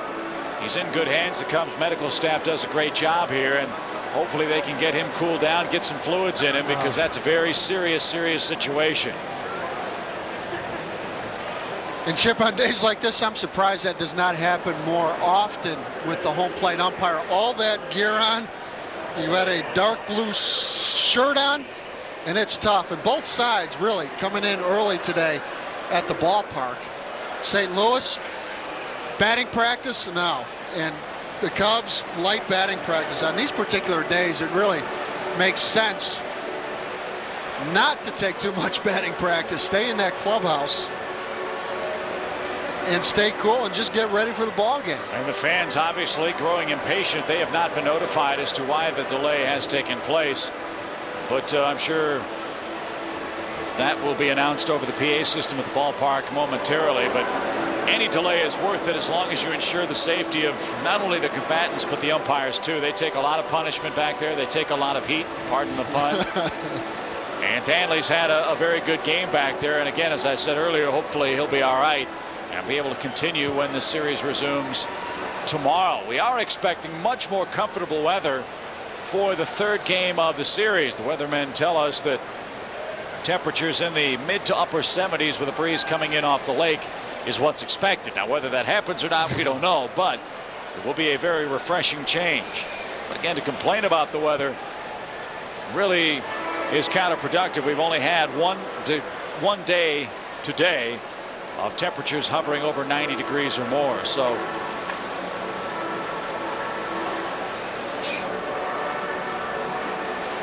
hopefully better temperature conditions will be coming for the Cubs. This, of course, the only game underway in the major leagues at this point. The Cubs and Cardinals will put the first score on the scoreboard. And later on, the Cincinnati Reds will be in Milwaukee tonight. The Reds coming in just 4.5 games out of first place. Milwaukee today just placed former Cub Jose Hernandez on the disabled list. He's having some back problems, and that Milwaukee team has had some difficulty this year with pitching, with an inconsistent offense. Now they lose a man they thought would be a big-time run producer for them, at least for the next 15 days, and Jose Hernandez. Elsewhere, Arizona will be in Philadelphia. The Cubs will see the Diamondbacks this coming weekend at the Bank One ballpark. The Mets will face Colorado a bit later on today. Pirates are in Houston, and the Dodgers will try to get even with the Florida Marlins down at Pro Player Stadium. In the American League, Kansas City will be in Minnesota later on. Detroit is in Seattle. The Mariners playing great baseball. They are starting to run away with the American League Western Division, and they've done it with a remarkably different ball club, Dave, than the one you saw so many years ago in the old Kingdome.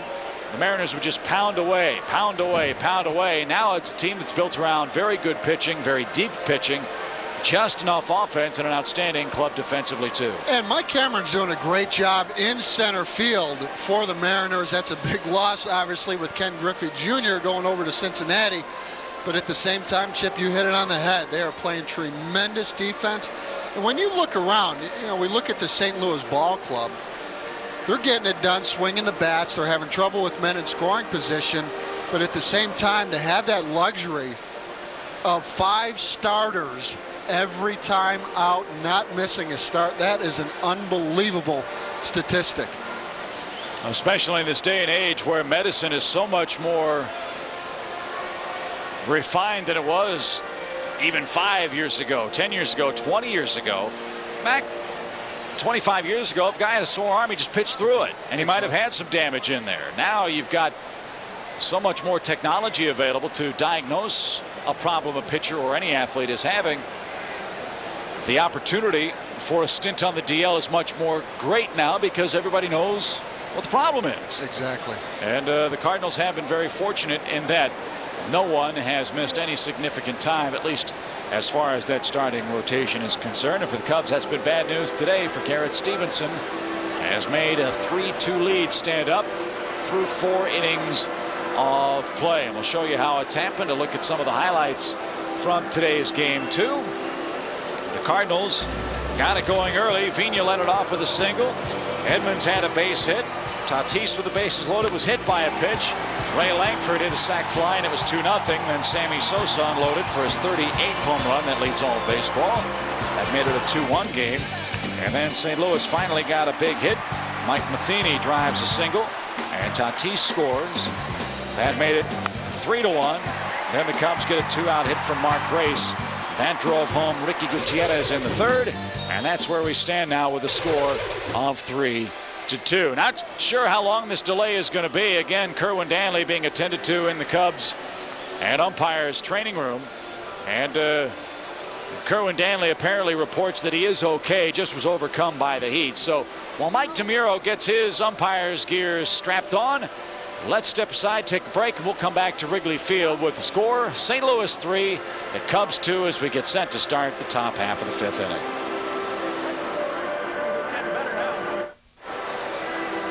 Chip and Dave up here in the upper deck, and today it is Fox Sports Net Card Day. You got your favorite right there, Sammy, right? Yeah. How happy is he to have these cards? He's very happy. We weren't exactly expecting it, but we came to the ballpark and they gave him out. I don't know. We're very excited. They're very excited. We're very excited. We're very hot, so send some cold drinks our way. Back to you guys. Thank you, Mitch. There's a look at Mike DeMuro. He'll take over behind the plate. And Todd Van Poppel begins his warm-up tosses as we head to the St. Louis 5th. Dave Otto, Chip Carey from a scorching Wrigley Field where the heat indices in the upper 90s. And that is not measuring the temperature down on the field where it's a good 15-20 degrees hotter. And we were both down there before the game, and Dave was sweating like a wildebeest down there. It's smoking today. It really is bringing it. Todd Van Poppel will have no problem getting loose again in this weather. Tell you what, Chip, you know, with the wind blowing out a little bit, if it wasn't blowing out, it'd be a great day to pitch because you can get loose in about 5 pitches down in that bullpen. Todd Van Poppel taking a couple extra, getting ready for his 2nd inning of work. And pitched out of a jam in the 4th after giving up a leadoff walk. Rondell White made a great play in left field to rob Jim Edmonds of extra bases. And Van Poppel came back to get Will Clark on a strikeout and Tatis to ground out to third. So Langford set to go, and Ray 0 for 1 with a strikeout and an RBI. Farnsworth keeping cool. Whatever it takes. Hey. Oh. 3-2 St. Louis. And an off-speed pitch in for a strike. 10-minute delay for Kerwin Danley. And again, the word from the umpire's room is that he's okay. And that's the best news of all. No balls and a strike, and Langford looks high. Ball 1. Wonder if Fernando Vina and Danley will meet now under the stands and talk out their difficulties. Dinner plans. Vina thrown out, arguing balls and strikes in the St. Louis third. Popped up out of play, 1-2 to the Cardinal left fielder Ray Langford. Well, I started my professional career in 1985, and Kerwin Danley was a rookie umpire in rookie ball in the Northwest League. And it's great to see him in the big leagues as a big league ump. I understand he's okay. Just needs to cool it down a little bit. He's not the only one. 1-2 is upstairs. And let me ask you this. Kerwin's down there. I know he's not feeling too good right now, but he never squeezed you in the Northwest League, did he? Oh, he did, because I used to, the bat boy would bring out drinks to him in the middle of the game, and I would poke holes in the cups. Oh, that's nice. The 2-2. Struck him out again. Langford's strikeout total continues to climb along with the mercury in the thermometer. 1 up, 1 down in the 5th inning. So he would take a drink out of the cup and it would just splatter all over him. Todd Van Poppel with a good hard fastball. Upstairs, Langford can't get his hands above it. Kerwin's a good man, even though he did squeeze me. Here's Renteria, 1 for 2 with a strikeout. And he goes fishing. 0-1.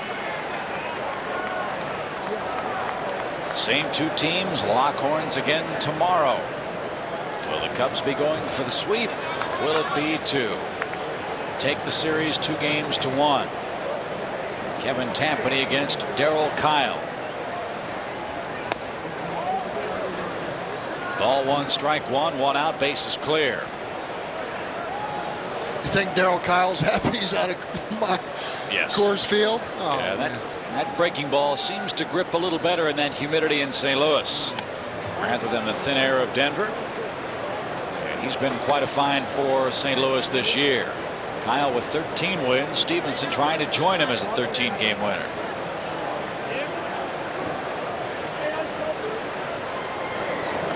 Two balls and a strike.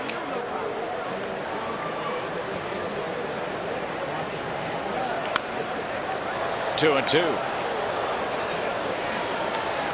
Edgar Renteria, the former Florida Marlin.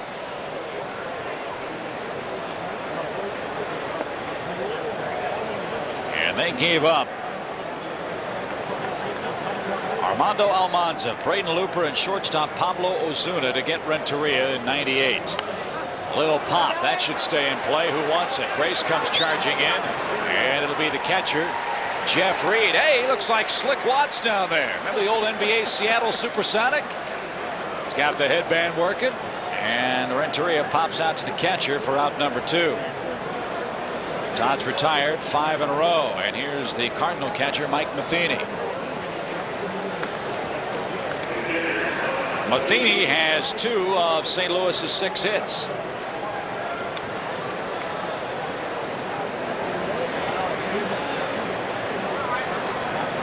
Bases empty in the 5th inning. Willie Green, Eric Young, Ricky Gutierrez will lead off for the Cubs. Slow roller toward third. Green can't handle it. Matheny has an infield hit. A 3-hit day for Mike Matheny.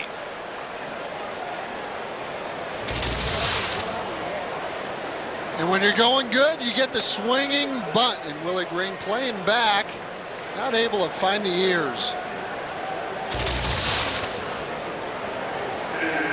Matheny had a 3-hit day on the 4th of July. He's got a great chance for a new career high as he's got 3 hits in the first 5 innings of today's game, and that allows the pitcher to hit. And Stevenson is 1 for 43, but does have his 11th sacrifice.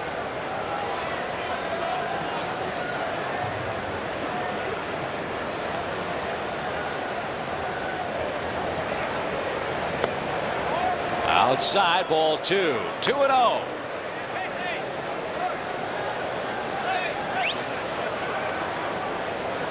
And now Jeff Reed hollers over to Mark Grace, go ahead and play behind the catcher Matheny. You don't expect him to be running with 2 men out.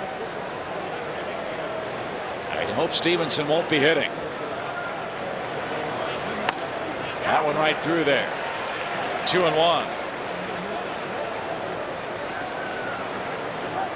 Boy, a great day to get loose, and Todd Van Poppel really with a good fastball.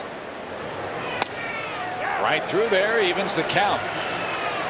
You throw with a lot of confidence when you're facing somebody 1 for 42. Well, if you can't be confident against a guy like this, you got some problems. Take an ironing board out there and get him out. Good cut though that time. Stevenson lives to swing again.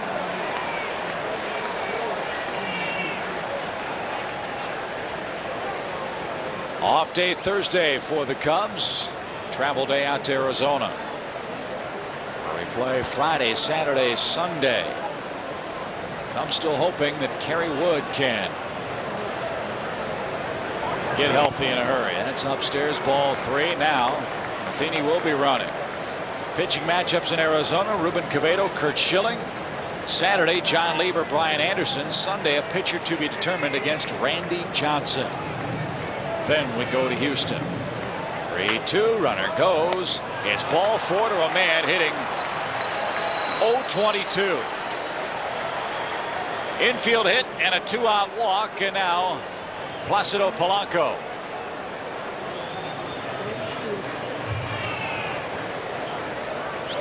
Well, that'll drive you nuts. I mean, you know he's not trying to walk the man, but still, lay it in there. That's what Don Baylor's saying. Here's a guy that's 1 for 43, and you walk him. And you turn the lineup over now to a much more dangerous hitter, and that's why Polanco hitting .339.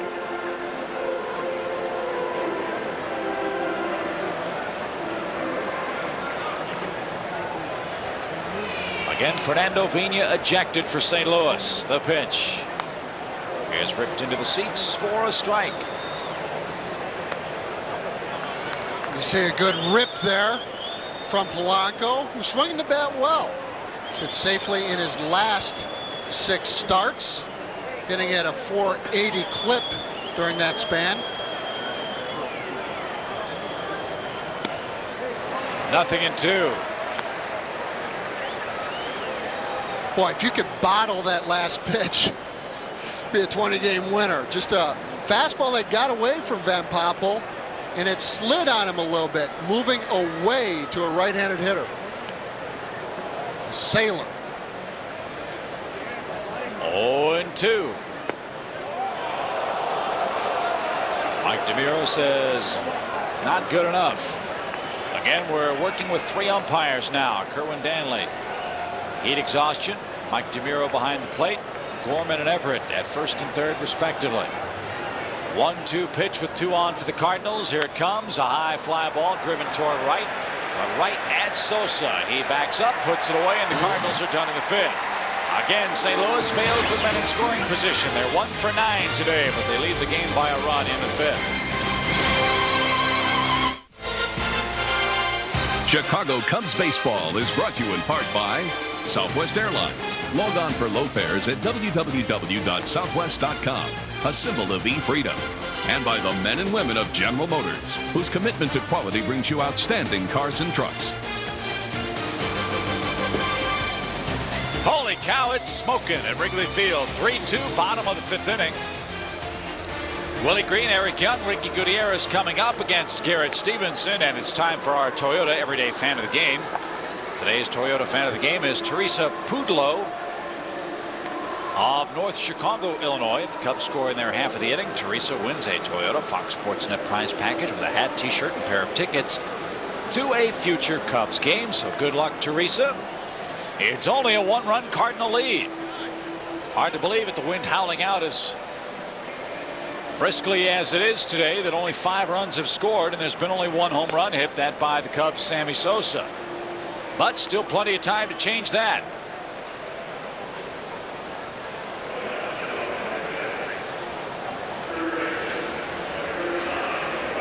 The Cubs need to break up Garrett Stevenson's rhythm, who in the 4th looked like he started to find his rhythm a little bit. Striking out 2 batters and having a 1-2-3 inning.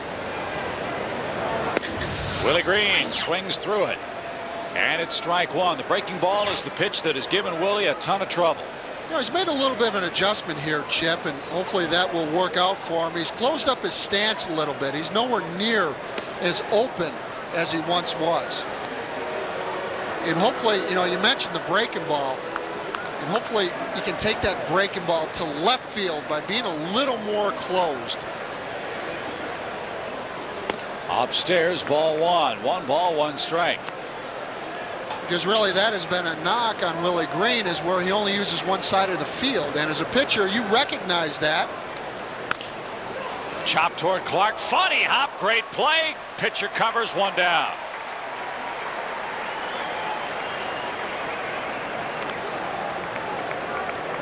How about that fancy glove work by Will Clark at first? Well, he did a good job by playing this off to the side, and when you play it off to the side, you're able to get your glove up and catch the funny hop. If he plays that ball in front of him, that's off his chin. It's tough to play one off the chin. Yeah. 1 out for Eric Young. He has really tried to uppercut the ball out of the ballpark twice. He's flying to left, popped to first. That one lined toward right, but Drew is there very quickly. It's 2 up, 2 down. Boy, hit it on the head, Chip, with Eric Young. When he gets on top of the ball and drives it to right field, that's when he can get it going. And today, EY with 3 pop-outs. And this pitch inside out, normally he gets on top of that. But Garrett Stevenson with a good hard fastball beats him. A strike to Gutierrez. Ricky with a single with 2 outs in the 3rd, and scored our 2nd run of the day. And Stevenson continues just to change speed and mesmerize the Cub hitters. He's given up just 4 hits on the day. Cubs, frankly, lucky to be within 1. Cardinals have left a man in every inning today. They've left 10 men through 5 and have only a 1-run advantage. 2-2 to the Cubs shortstop. Sammy waiting on deck. Stevenson's done a good job of working the outer half to righties, and part of it is he stands all the way over on the left side of the rubber. There you go. Nope. Ball 3. And Chip, I like that all the way over there because you can dot the outside corner, and then when you come in on a righty, you create a little bit of an angle in. That misses low and in, and he walks Gutierrez with 2 outs, and Sosa coming up. Only the 2nd walk, and let's see how costly this one could be. So still hope for Teresa Pudlow in our Toyota fan of the game inning.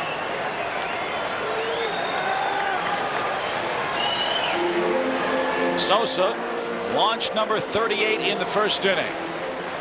Again, the Cubs have done all of our scoring with 2 outs today.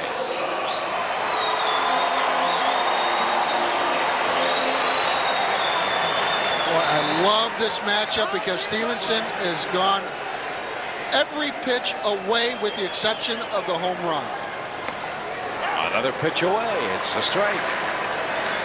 See, and this is where Sammy does a pretty good job because he will cheat a little bit and he will get out there to get that outside pitch and drive it to right field. No balls, 1 strike.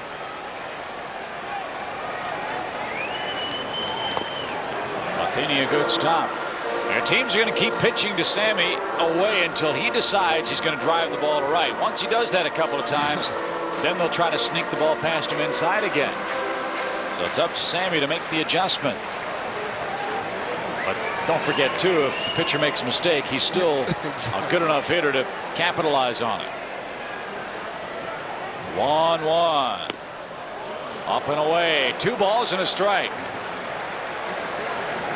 And you can tell when a hitter is cheating and trying to get to the outer half, because if you throw a pitch in, they give a goofy swing and they foul the ball back behind first base.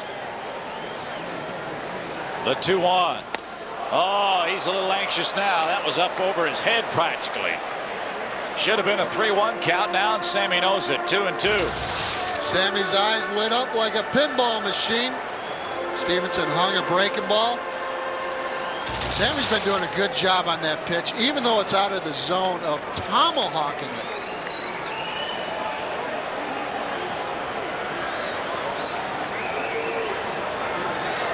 Stevenson with that good off-speed stuff has been tough on the Cubs and on Sammy too.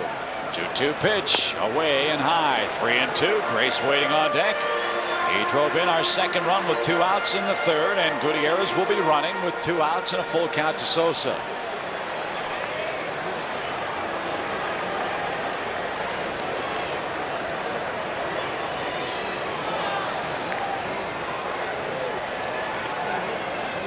Ricky a short lead. There he goes. The pitch cut on a miss. Sosa strikes out. And we're through 5 in Chicago. Cardinals 3, Cubs 2. Back with more from Wrigley after this.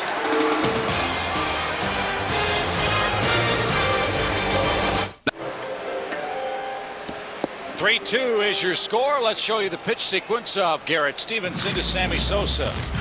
Well, he's really changing speeds well and working the ball away, not even coming close to inside, with the exception of one hanging breaking ball. And he finishes Sammy Sosa off with a breaking ball lower and slower down in the zone. So our webfan.com delivery of the day, unfortunately, sees Sosa strike out. And we move to the 6th inning now with J.D. Drew leading things off for St. Louis. Drew walked when Van Poppel first faced him in the 4th inning.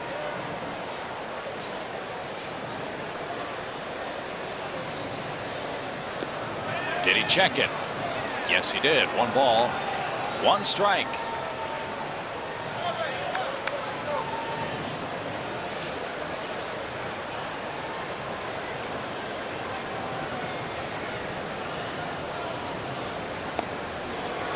Drew goes fishing, and it's 1-2.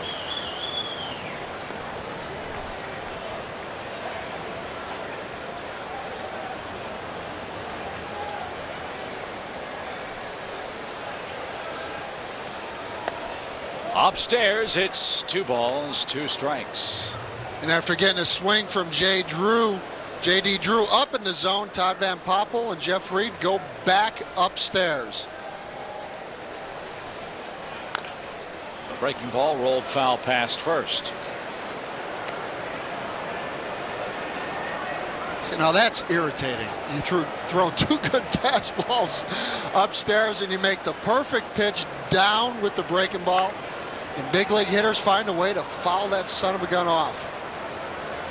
2-2 with the bases empty, and he goes up and away again, and Drew goes up and away to the Cardinal bench. He's 0 for 2, and there's out number 1 in the 6th. And a good hard fastball, getting 2 strikes up there. J.D. Drew looking for something down, can't get his hands on top. Ball was by him. Here's Jim Edmonds. His single snapped an 0 for 16 slump. He's been hit by a pitch and was robbed by Rondell White, who made a great running catch and tangled with the ivy and left to rob him in that 4th inning. And got just a tremendous jump.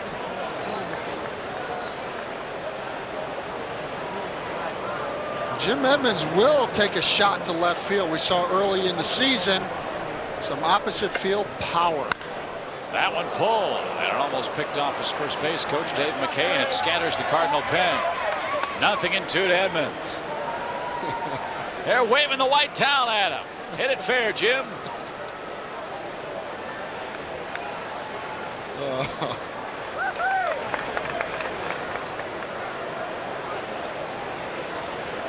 He was just making sure everybody's awake down there. There's a drive, hit deep to right.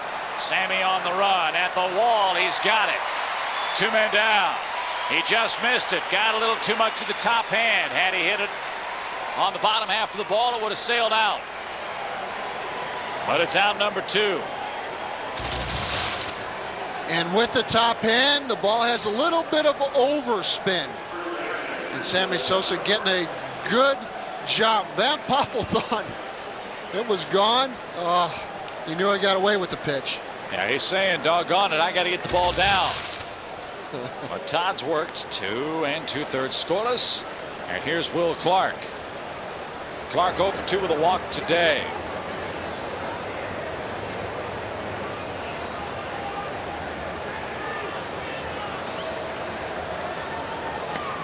That's in at the knees for a strike. It's 0-1. Looking ahead to the bottom of the 6th inning, Grace, White, and Reed are due for the Cubs.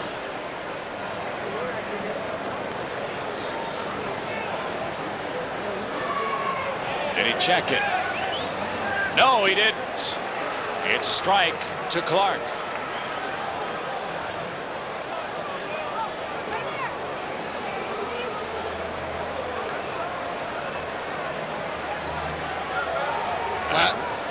Will wants to know who made the call, and the home plate umpire, Mike DeMiro, says it was Mike Everett on the appeal.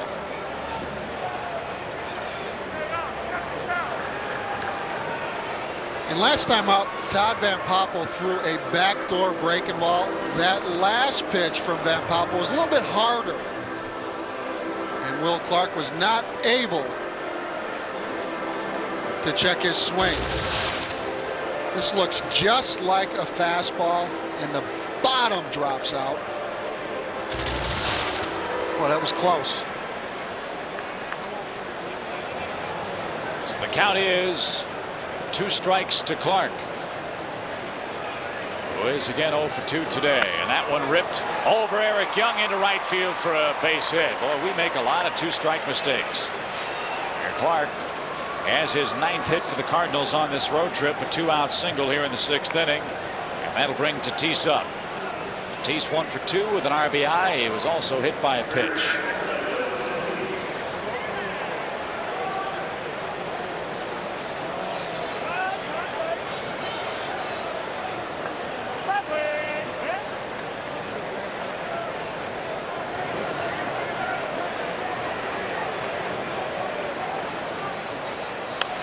Ground ball toward Grace. Backhanded stab. Steps on the bag.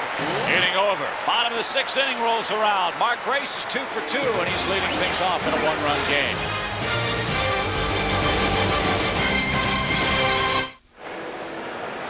Don't forget, friends, you can join Don Baylor, Sammy Sosa, Ryan Sandberg, and many more Cub greats at the 16th Annual Cubs Convention at the Chicago Hilton Towers during the weekend of February 2nd, 3rd, and 4th of 2001. For room reservations, call the Hilton now at 312-922-4400. Boy, those rooms go fast. And for more information, call the convention hotline at 773-404-CUBS. You can also visit the Cubs internet site at www.cubs.com for more convention information. Folks, it's a blast. You won't want to miss it. If you've never been, head on down to the Hilton Towers in early February and find out what it's all about. It is a great way to start thinking about baseball in the deep, dark, gloomy days of winter. That's right. Ladd misses to Grace. 2 balls and a strike. Well, it's just great to see current players and former players show up. Grace up the middle, a base hit. He's 3 for 3. And for the first time today, the Cubs have a leadoff man on. Well, when Gracie's swinging the bat good, he is going up the middle with everything.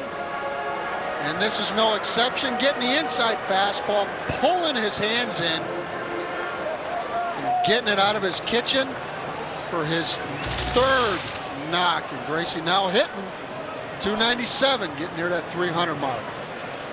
So here's Rondell White. He takes a quick strike over the outside corner. Some of the Cardinal penmen starting to stretch and strain down in the pen as we mosey along through the middle innings here. And mosey is the key word. We've played 5.5 innings in an over 2 hours and 15 minutes, and White almost got tattooed. 1 ball, 1 strike to Rondell.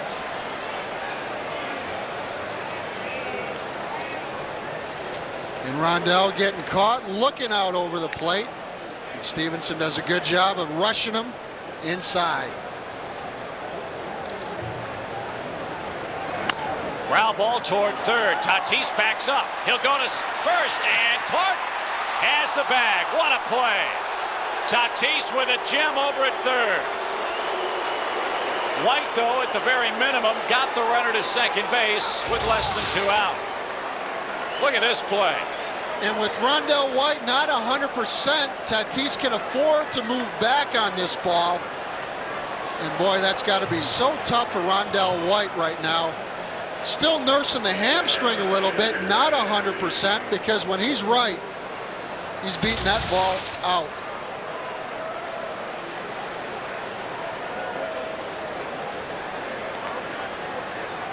So here's Jeff Reed looking for his first base hit. One here would tie the game.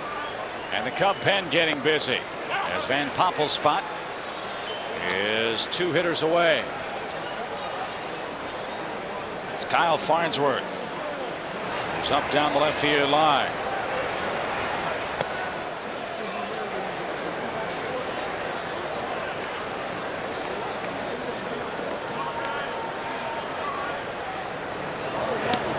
That's in for a strike, 2.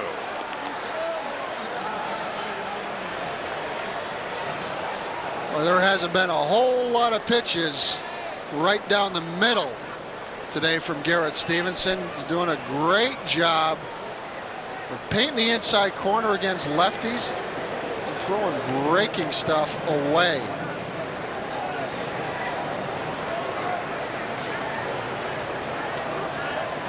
Nothing in 2 to Reed. If he can take one up the middle, he'll tie the game. And that one almost sailed to the backstop. Matheny's left arm stretched out, and he made the play. And this pitch just getting away, and boy, that's a tough pitch to catch. Matheny bouncing around behind the plate. Made it look easy.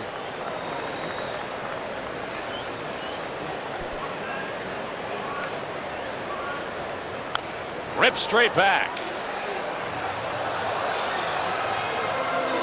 Stevenson up to 97 pitches, and I'll tell you what, on a day like that's a lot of pitches. I'm sure he's feeling it on the mound.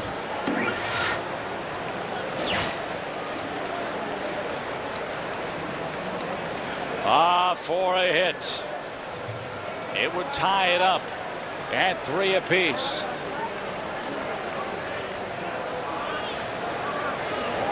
Inside. 2-2. Stevenson reaching back for a little extra. The fastball had some good hair on it.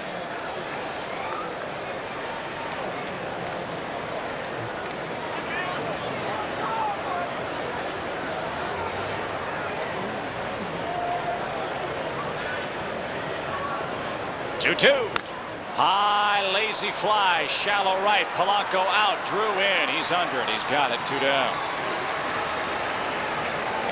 So Reed is 0 for 3. It'll take a 2-out Damon Buford hit if the Cubs should equal the score here. Both teams playing very sluggishly in the weather today. Now you've got the pitcher spot due up next. Brant Brown's grabbed a bat. He would pinch hit if Buford could reach here. Damon 0 for 2 with a strikeout.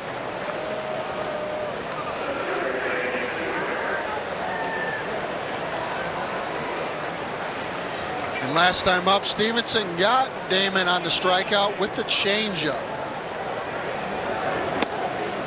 That missed. Ball one. He's been ahead of most of the Cub hitters today. That's the big difference between Stevenson and Arnold today. 1-0. Little cloud cover over the ballpark now. That's cooled things off just a tad. 2-0 now. You're going to see a lot of folks walking out of here looking like lobsters. Some roasted baseball patrons on Chicago's north side.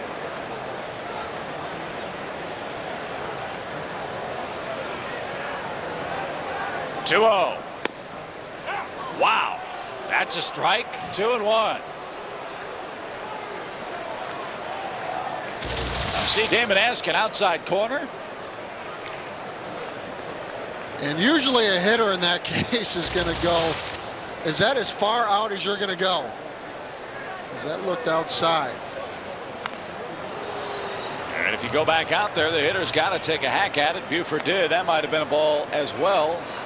Had a huge difference in the count. Rather than 3-1, it's now 2-2. Exactly, and Damon Buford does a good job of spitting that one out and nicking it.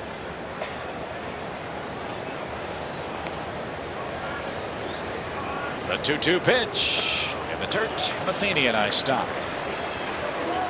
Again, we've talked at length about the Cardinals' inability to drive home runs with men in scoring position today. The Cubs have had one such chance. Grace cashed it in. Damon Buford has the second chance. Cardinals are 1 for 9 today and have left at least one man in every inning. They've left 11 through 6, as a matter of fact. The pitch. Strike him out, inning over. Boy, the Cubs just can't get the big hit. Buford goes up and away. Stevenson strikes out his 5th man. And 6 innings are in the books in Chicago with the Cardinals leading by a run. Our 4-game summary shows the Cardinals leading by a 3-2 score. Mark Grace a 3-hit day today. But he has 3 of the 5 Cub hits. Sammy Sosa has another one. That was a solo home run. The Cardinals have left at least one man in every inning. Garrett Stevenson's made a 3-2 score stand up through 6. And now we go to the 7th inning. As it is a slumbery type of day. A hot, sticky August afternoon at the ballpark. And here's Ray Lankford, and he takes a ball inside. Todd Van Poppel has gone 3 scoreless innings. Todd has struck out 3 men, walked 1, and has surrendered a pair of hits, but has pitched well in relief. He really has, and with a good hard fastball today, and every once in a while throwing that breaking ball downstairs.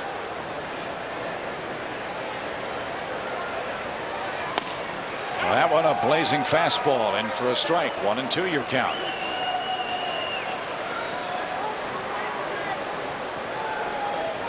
I really think Todd's whole key was to get physically right. Battled a bad back throughout his career. Breaking ball popped out of play.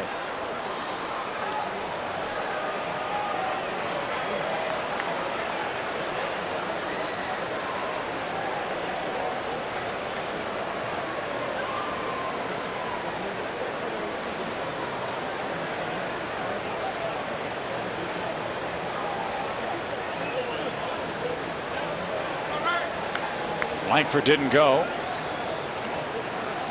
And it's 2-2. Interesting story out of Arizona today. The Arizona Diamondbacks have had another cash call. They've had to borrow $20 million more. 3rd straight year the Diamondbacks have had to borrow or have a cash infusion of $20 million or more. $29 million after their first year, $24 million last year, and $20 million this year to meet operating expenses. That is not a good sign. Wow. $73 million in 3 years. Arizona banking big that the veteran team's going to win it all and translate into greater attendance. It hasn't happened.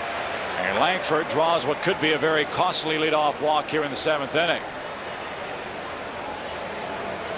So that's the 3rd Van Poppel walk. And here's Renteria.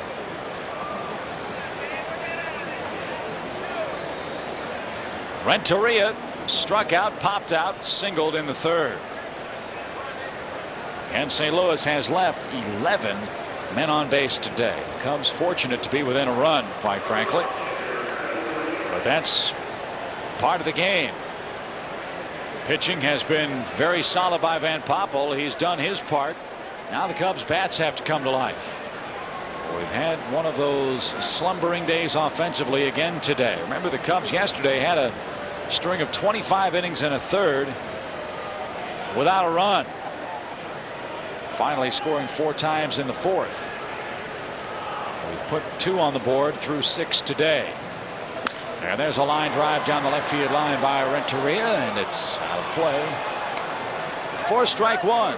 And Kyle Farnsworth heating up down the left field line. This is really uncharted territory for Todd Van Poppel. He's got 2 outings of 3 innings here in his 4th inning, so he might be feeling it a little bit. On a day like this, you can get gassed in a hurry. And I think Don Baylor's seen enough. Van Poppel out behind the mound, takes off his hat, puts the glove on his hip, does not look too happy right now. But Baylor knows the importance of this ball game for the Cubs. He's going to pull Van Poppel, it appears, at a very odd time with Renteria down 1 strike. So Farnsworth's going to get the call. And the Cubs will make another switch as well, for the pitcher spot is due up first in the bottom half of this 7th inning. So it's Kyle Farnsworth on, Van Poppel out, 3 scoreless innings plus for Todd. And we'll see how Farnsworth does. Can he cool off the Cardinals? Find out next.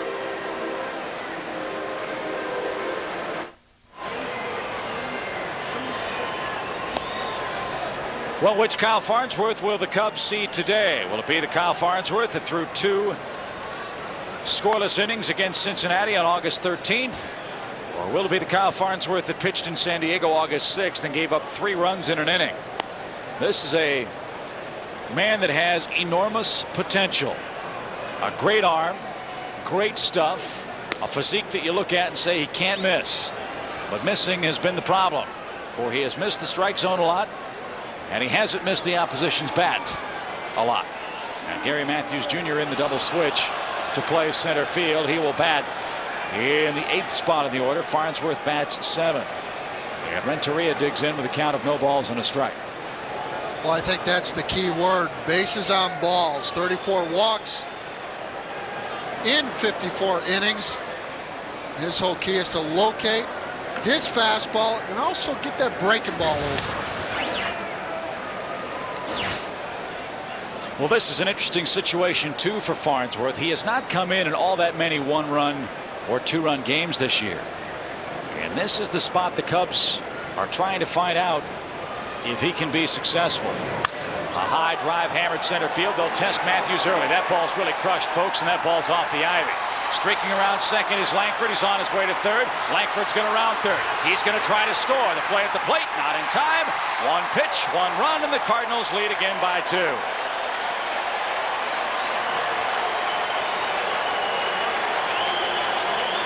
Close the book on Van Poppel. 1 run and 3 innings plus, and that didn't take Renteria and the Cardinals long.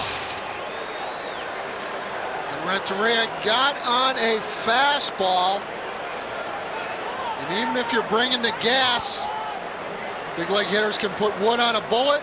And once Matthews bobbled it in center field, Ray Langford was able to score despite a strike from EY. But again, a fat pitch to Renteria, and he crushed it. And another man in scoring position for St. Louis with nobody out. Cubs looking for a Matheny bunt. He is 3 for 3 today. Grayson Green even at the bag. Farnsworth spins and fakes towards second. So the Cardinals build their lead to 4-2.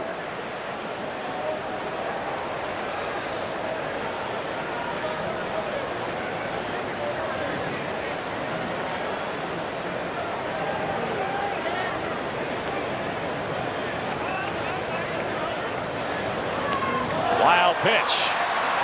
Somebody better cover the plate.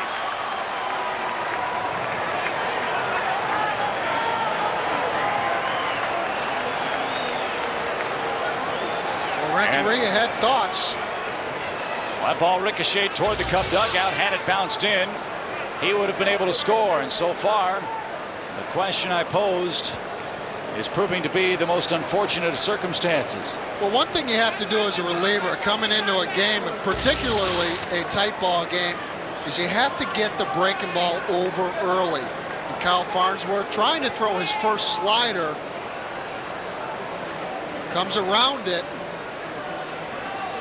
and he misses badly.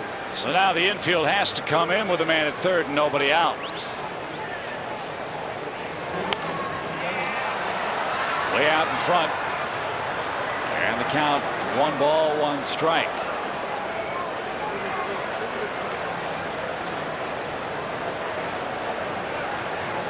Maybe the Cardinals figured out what to do today. Don't get guys at second and third. Double them in from first. Then you don't have to worry about that runners in scoring position average. That's what Renteria just did. The squeeze is on, and he's a dead man. Perfect pitch. That one slid away from Matheny. Couldn't get the bat on the ball. And Renteria is out trying to steal. Boy, one of the greatest plays in baseball. Farnsworth has got no chance to recognize that this play is coming, but he catches a break. Matheny's not able to lay it down. And Renteria is a dead duck. So the bases are empty now. 1 out, 1 ball, 2 strikes. To the Cardinal catcher. The old saying, play for a run, sometimes you lose by a run. Still 3 at bats left for the Cubs, the 7th, 8th, and 9th, and it's only a 2-run game, and the wind blowing out still. That might prove to be the biggest play in this game. The 2-2 pitch. And down he goes. Filthy pitch from Farnsworth. Strikeout number 1. Boy, that certainly was just a fastball that he got great extension on, and the ball explodes, and Matheny does not have a chance. Surprised they put the squeeze on with a guy who's 3 for 3 today. That's why Tony La Russa's the manager and I'm not. He had his reasons. We'll try to find out what they were at the end of the ball game. And time for tomorrow's game 3. Getting nervous yet? Nope. You and Gale are getting ready to sing here. Way outside. That's a ball to Garrett Stevenson, who is 0 for 1 with a sacrifice and a walk. He's 1 for 43 as a hitter.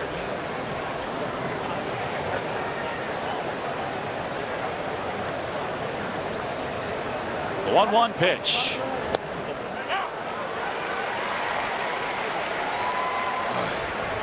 Bottle that. That's filthy. Wonder who Stevenson got his hit off of. Whoever it is, he lost some money in Kangaroo Court. Well, he got it against the Giants on June 21st. We know that. And Farnsworth strikes him out. Cardinals get a run. A double by Renteria. They extend their lead to 4-2. And let's welcome Dave Otto and Gale Fisher for our 7th inning stretch. Oh. Bottom of the 7th inning rolls around. It's a 4-2 Cardinal lead. Kyle Farnsworth, after giving up that leadoff double, settled down very nicely. They got Renteria trying to steal home. Then he struck out Matheny. He struck out Stevenson. And now it's time for the Cubs bats to come to life. And Gary Matthews Jr. will be the first man to face the Cardinal right-hander, who's pitched very impressively today. And first of all, congratulations, Dale and Gabe. You guys, Gale and Dave, excuse me, you survived the 7th inning stretch. Gale, you're a much, much better submitted. I mean, it's not even close. Well, thanks, Chip. Yes, we survived, and we didn't even rehearse that. Can you believe that? No, it was I like really, we'd rehearsed that for days. I really can't. That was a lot of fun. I just hope now, I know Dave has to be paying attention to this game because I was busy having fun in the stands. Yeah, so you get to we got to do the post game. I hope he knows what's going on. Oh, yeah, there's a lot of air conditioning down in that field, too, for the post game, right? Almost as much as up here. Strike to Matthews. It's 0-1. It's a sauna up here. Oh, man. I don't know how the folks can do it out in those seats, man. It's smoking. We've already had the umpire leave with heat exhaustion, Kerwin Danley. We understand he's okay. And We know the players are suffering through too. For those uniforms aren't exactly breathable material down there. 2 quick strikes to Matthews as the Cubs trail by a pair late. Good cut, fouled straight back. And Gail, on that post-game show, this is not sweat. This is just water on my shirt right now. It's like you took a shower. That's right. Gail, what's it like working with a guy that sweats like a wildebeest? I mean, it's amazing. Well, they keep that studio at about 60 degrees. Well, do you make him that nervous that he's... That's right. Probably. Well, not as nervous as I was last week, Chip, when you were in L.A. Aha. I'm not wiping my brow anymore. I understand. Strike 3 to Matthews. And that's 6 for Stevenson, and 1 away in the 7th inning. You can wipe whatever you want. That's, I think, what I said at the time, and I'm standing by that. All right. Here's Willie Green, and now Don Baylor out to argue. What in the world's he arguing about? I think someone might have been run from the ball game, and if so, Cubs already have lost Damon Buford from this game.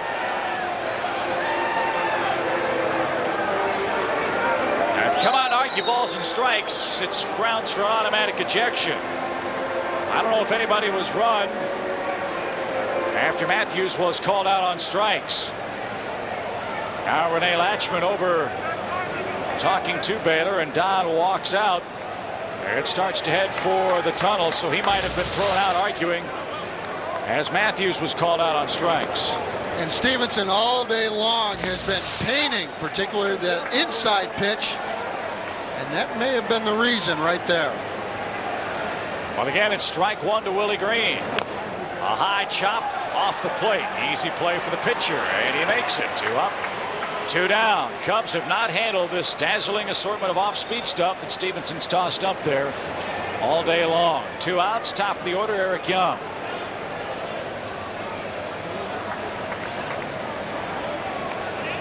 Dave, disappointing day for Jamie Arnold.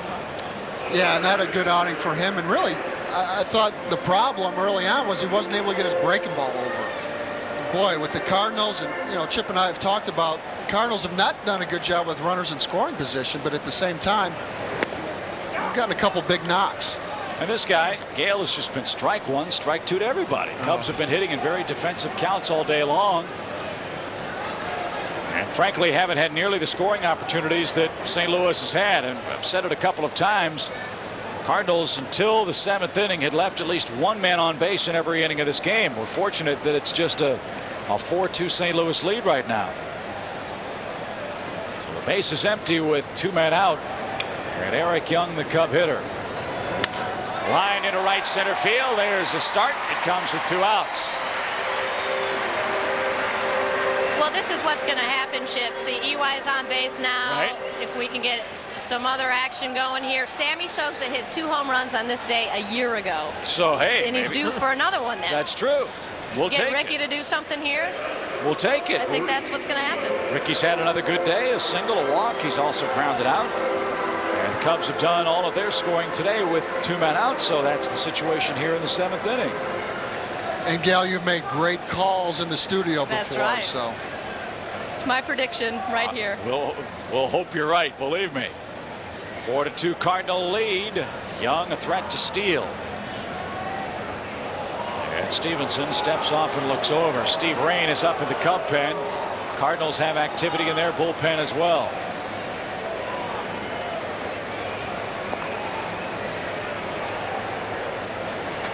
Hottest day of the year at the ballpark today. And Stevenson has cooled off the Cubs. Yeah, you talk about these ejections. I think everyone has a short fuse in this heat. Yeah, it's been. No one's taken anything. It's been a frustrating day for the Cubs. Really a frustrating year offensively for this team. When you look at the Cardinals bats, they've scored about 100 more runs than the Cubs have this year. And that's hit weakly out of play as Gene Steck-Schulte warms up in the St. Louis pen. Ricky down 2 quick strikes. Stevenson getting up there in pitches, 116. I think the big number there, though, is 72 out of that for strikes. He has been painting all day. Yeah, you throw 70% strikes, you should win. Or you at least should have a chance to, and he does today. Young had a big lead. Clark with a swipe tag. And Eric is back safely. Not much air movement in the bowl of the ballpark. Maybe Ricky can move some with a base hit here and bring Sosa up with a chance to bring the Cubs closer in the 7th. Gale's prediction on the line, and that up and under. Did he get him? No, he got dusted. That's what they used to do in the old days when somebody would be hugging that plate. That one got away. 2 Cardinals have already been hit today. And he has rushed a couple guys upstairs. Wow. Chip, I saw you at Oscar Acosta's son in here last night. Yeah, how'd that go? Is he a budding broadcaster? He's terrific. You know, he's got a girlfriend. That was the big story that we scooped out. Mom and Dad didn't know he had a girlfriend. They know now. Well, he was terrific. Nice young man from New Mexico. And the 1-2 pitch instead won't be made. What I was most impressed with was not the yes sir, no sir type stuff that young Ryan was talking to me about. But he wanted to say hello to his 1st grade teacher. This is a kid going into 6th grade next year. It's nice. It's nice to see a young man remember one of the adults who was instrumental in his upbringing as a youngster. 1 ball, 2 strikes to Ricky. Young starts, then stops, and Ricky swings and misses. Tomahawks the bat into the dirt, and that sums up the way the Cubs have felt offensively the last 5 games. Gale, nice job with the stretch. Thanks, Chip. Ball game. All right, my prediction didn't come true, but oh well.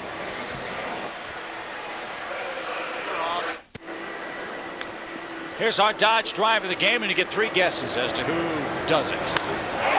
Actually, you only need 1 guess. Sammy Sosa hits his 38th home run.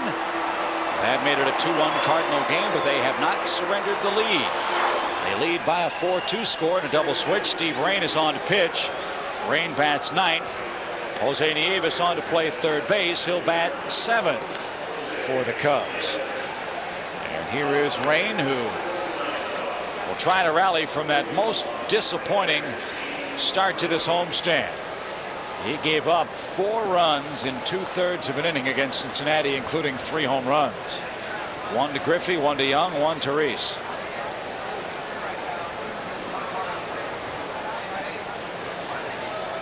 Farnsworth works an inning, 2 strikeouts, a hit, and a hit batsman, or I beg your pardon, a wild pitch for the Cubs. And so Rain goes to work and faces the top of the St. Louis order in inning number 8. And that means Placido Polanco. And the whole key for Steve Rain is to get that fork ball over. And the other day against Cincinnati, that was not the case. Don Baylor was ejected on the strikeout call of Gary Matthews Jr. So Rene Latchman will manage the team the rest of the way. And you know, Don Baylor frustrated in that Cubs clubhouse right now. A line drive right field for a base hit by Polanco.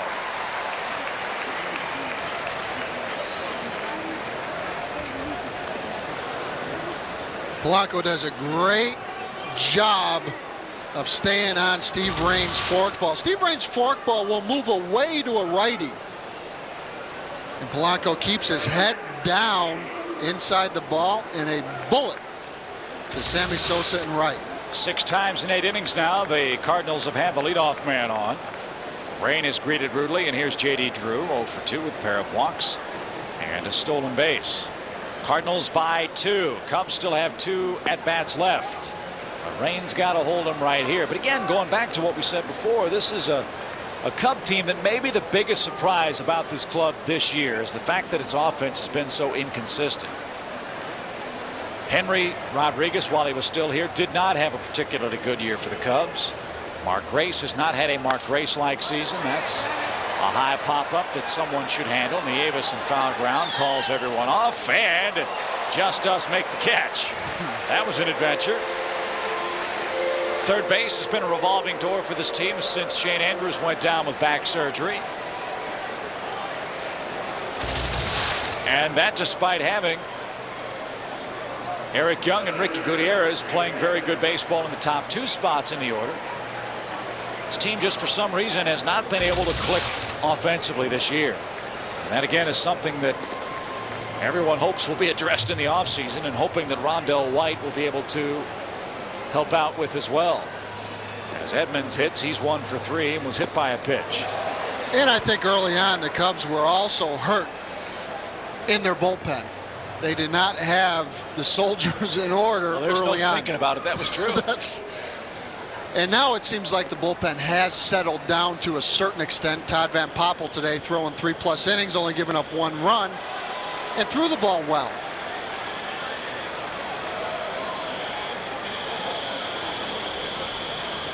But you think back to how much good pitching, good starting pitching we saw in that Cincinnati series, and it was wasted. Exactly. That really is what hurts you the most. For you can think about what could have been. No one expected the pitching to be this good, quite frankly. Not with Kerry Wood missing some time, not with the disappointing year that Ismael Valdez had before he was shipped out to Los Angeles. But that's part of the excitement about this time of the season. Not only do you have a chance to say you're still in it, which the Cubs are, but you also have a very good chance to evaluate what you have at the minor league level and find out who can help you next year and who can't. And the Cubs certainly are trying to do a little bit of both of those things now. And there's a man you can build a ball club around. He's having another terrific year. And playing a good right field. 1-2. Out of play down the left field line. And again, that was another factor when the 2000 chapter of the Cubs is written. The Sosa distraction for about a month or so was a very real one, not just for Sammy, but for this entire team.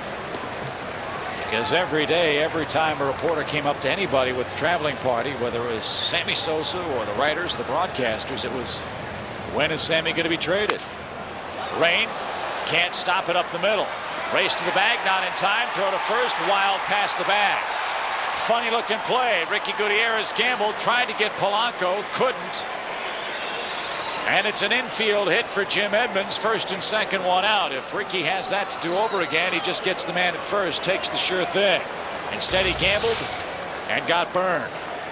And this is a changeup back at Rain, who probably should have had it. Gutierrez battling the bag, bounces over the bag. Polanco does a good job of busting this up. I think you're right. Steve would tell you probably should have had that ball. As Steve Stone says, and he's right, when you let go of that baseball, you're the 5th infielder, and a ball hit that slowly, you've got to somehow find a way to knock down. And glove. Rain couldn't. Infield hit for Edmonds, his second of the day. And the Cardinals have 2 on with 1 man out. And Will Clark in the batter's box. 4-2 St. Louis in the 8th inning.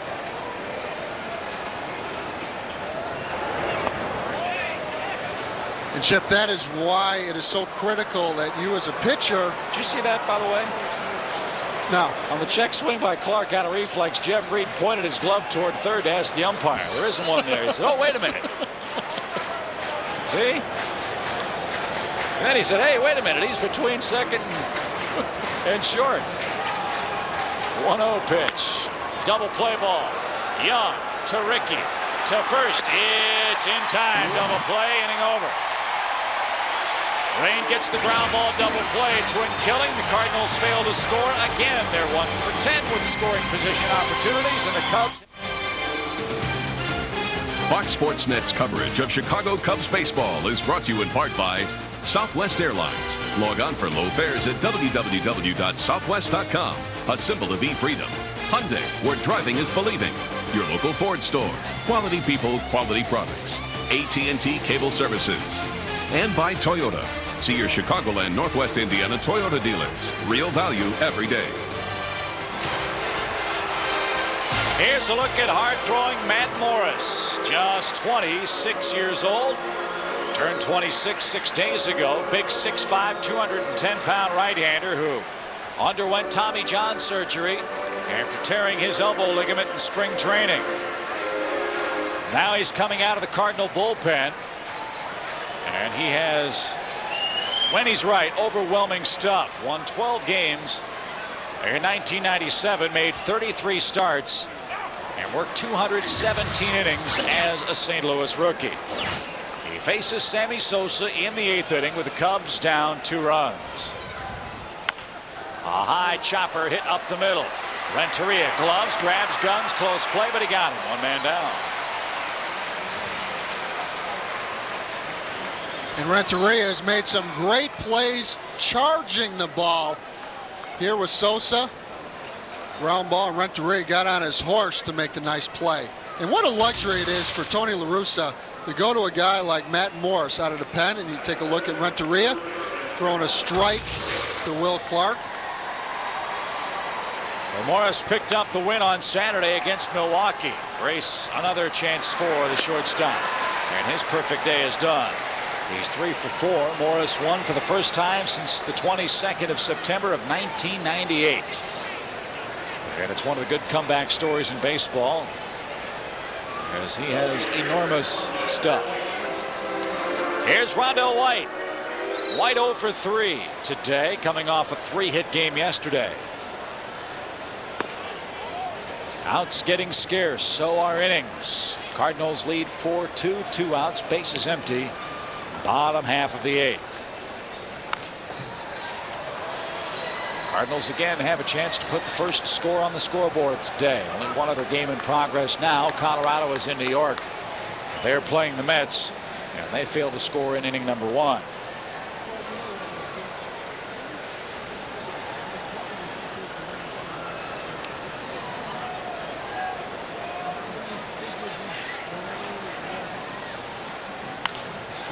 High jam job, straightaway center. Edmonds camps out. Morris has a very easy 8th inning. 1, 2, 3, and out we go in the 8th, and now it's to the 9th. Redbirds by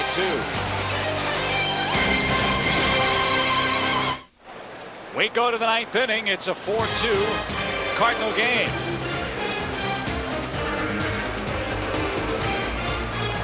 Here's Fernando Tatis. Tatis has a base hit, scored a run. That was back in the 3rd inning for the Cardinals, when they took a 3-1 lead. Cubs came back and got a run to make it 3-2, but not been able to even the score. And so Stevenson and Arnold are the pitchers of record, and Rain fires a quick strike over for a 0-1 count. Tatis, a very painful 52nd RBI, was hit by a pitch with the bases loaded in that 1st inning by Arnold, who threw 64 pitches in his 3 innings as a Cub. 0-2 to Tatis. Looking ahead to the 9th. The Cubs will have Reed, Nieves, and then Gary Matthews Jr. due up. Steve Rain, the pitcher, is due to hit 4th, but of course he would be pinch hit for. Ground ball hit to the left side. Nieves, good pickup. He's got a real good arm, and Grace a real good pickup. Nice play at both ends, Dave. 1 man down in the 9th. Well, Nieves shows great range here, and we saw that early on with Jeff Houston, who started. Nieves, normally a shortstop, showing the great range. And Chip, you're right, he has got a hose. Great arm. Here's Langford. Ray Langford today. He is hitless. He's walked and scored and ripped a sacrifice fly.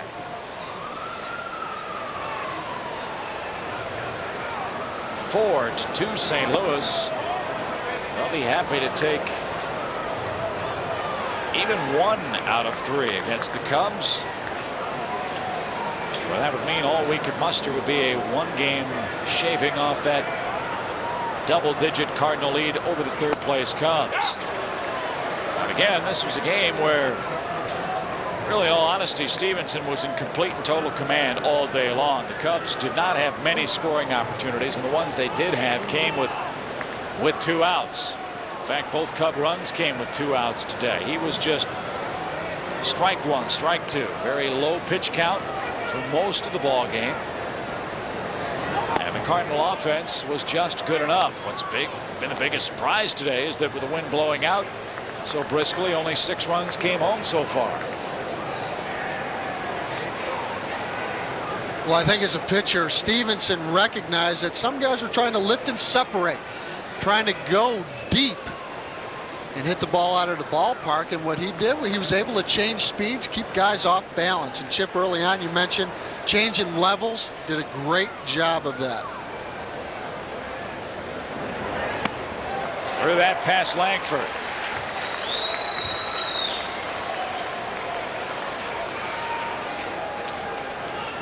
Cardinals had the leadoff man in 6 of the 9 innings played today.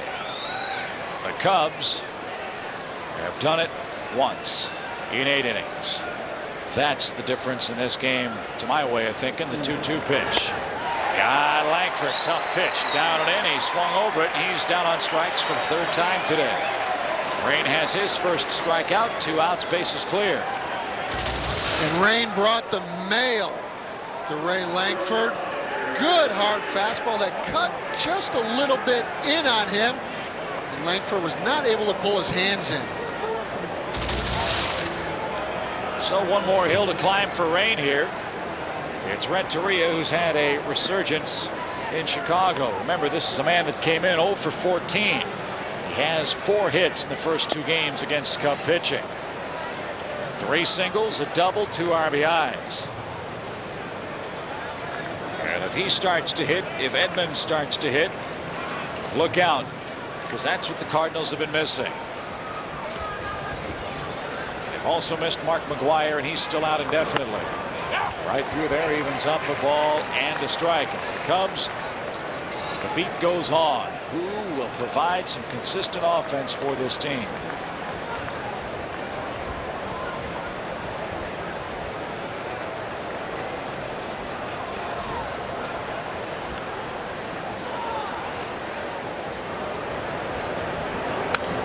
Into the seats. It's 1-2.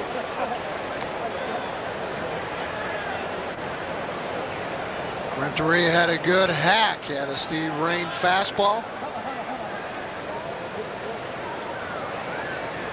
We've seen Van Poppel today throw the good hard fastball, and it looks like Rain's got a good one.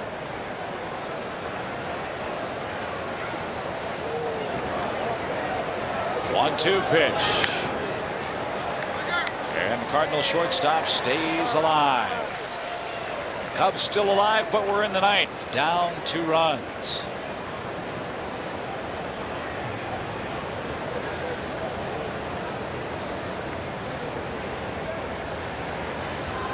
Hard to believe it's already August 15. 1-2 pitch to Renteria. Line, Young caught it. And that ends the St. Louis 9th. Renteria's bid for a 3-hit day is foiled. Eric Cannon played just high enough. Final chance for the Cubs, trailing by 2. 4-2 is our score. We head to the bottom half of the 9th inning, and our Hyundai player of the game is Garrett Stevenson, the fine starter for St. Louis, who's 3 outs away from earning his 13th victory of the year. And Dave, he made it look real easy today. He really did. He had a good changeup to go with that live fastball. You know, he's not a gas master. He's not going to rush it by a lot of guys, but with that changeup, you can get away with that high fastball. So the Cubs need 2 just to tie here in the 9th inning. And Matt Morris trying to earn his 3rd save of the year. Reed is 0 for 3. Then Nieves is due. Then Gary Matthews Jr. Then the pitcher spot. The Cubs would then, in all likelihood, bring on Brant Brown, for he is our final left-hand bat available today. Reed up and in. That one sails all the way to the bricks. And that's ball 1 inside.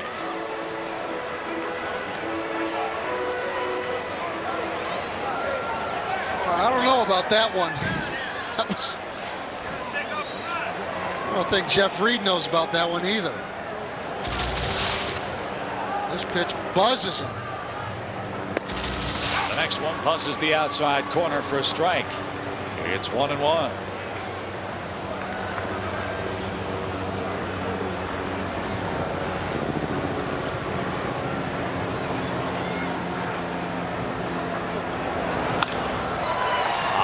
fly straight away left, and Langford dead in his tracks, puts it away.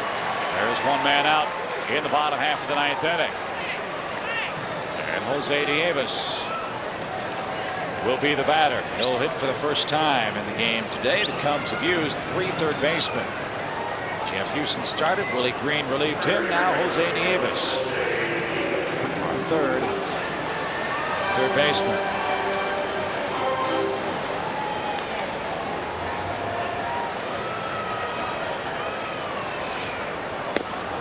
And Jose takes a strike. This is perhaps the position where the Cubs have their most glaring need, and that's third base. Exactly. You need pop at the corners. And with Mark Grace not hitting a lot of home runs, you need somebody at third base to pump the ball out of the ballpark. Or be a run producer for you. Exactly. And Shane Andrews, when he was healthy, was able to do that. It came with a very high strikeout total. Right. But he was a power threat. He can't hit the ball out of the ballpark. But Willie Green, 1 for 21 now. Nieves, with his 10th hit in 63 at-bats, gives the Cubs a chance now to tie the game with 1 swing of the bat. Morris makes a mistake on an 0-2 pitch. And that might prove to be deadly here, as Matthews is the hitter. He was caught looking his first time up. And Morris up to this point has played good old country hardball with a good fastball. And with this pitch to Nieves got a break, got a hanger. Hanging breaking ball, and Nieves put a hurt on it. So the tying run comes to the plate. It's Gary Matthews Jr. He has hit a home run. And if memory serves, it was a pinch hit home run for the Cubs. It was against Atlanta's Bruce Chen on June the 20th. It was his first major league homer. It was his first major league pinch hit homer. And that one way outside, ball 2, just in case the Cardinal pen is up. Tough adjustment for a man that's used to starting to come in and pitch with the game on the line, no matter the talent he has. Kyle Farnsworth's going through that for the Cubs. Matt Morris going through that for St. Louis right now. And out pops Dave Duncan to try to restore some order here. Well, it's much easier to make the transition from a reliever to a starter, because basically as a reliever, you've got to be on time with 2 pitches. You've got to be able to throw your fastball over for strikes immediately, along with your breaking ball. We saw it in Kyle Farnsworth today, where Edgar Renteria jumped all over a fastball, second pitch of his appearance. And Matt Morris struggling here a little bit with his breaking ball. We saw that Nieves breaking ball, base hit. Brad Brown waits on deck. 2 balls, no strikes. And that's in there for strike 1 call.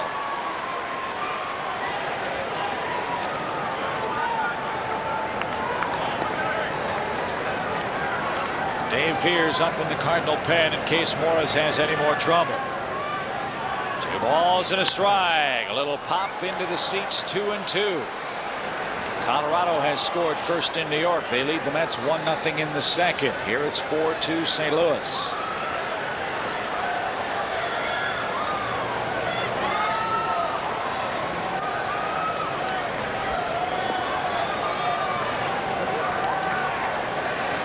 A 2-2 pitch. Lined into left center field. Pretty deep, but it's playable for Edmonds. He's got it. 2 down. So Brad Brown, the final hope for the Cubs. And he'll bat with Nieves at first.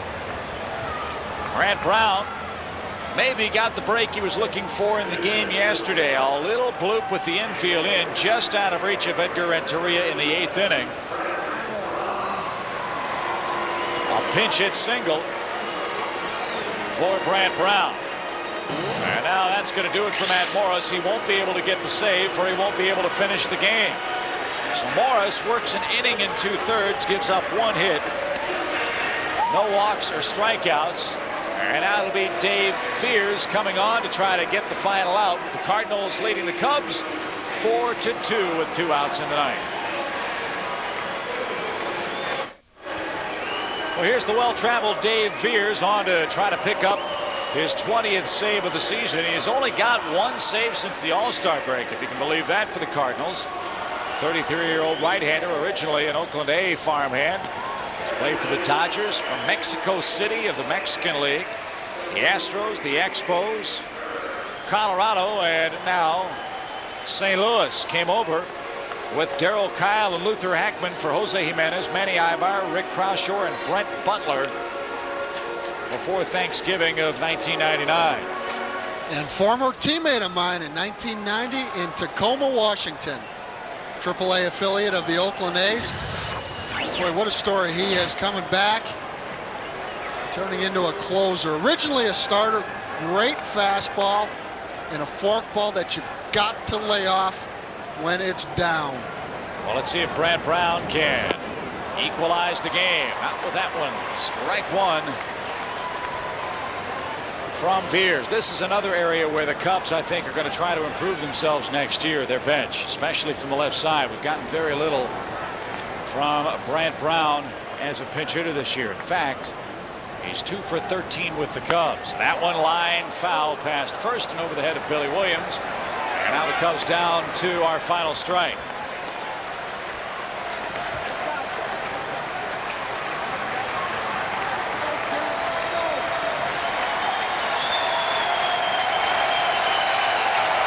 A lot of the Cardinal fans start to make some noise here at Wrigley. 4-2 they lead.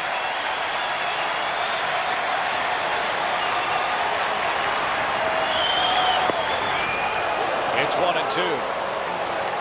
Eric Young waits to hit next. Cubs need 2 to tie. There are 2 outs. And that's an encouraging sign. 1-2. Skips away. Wild pitch. Nieves around second. And Matheny just able to stop it before the ball trickled into the dugout.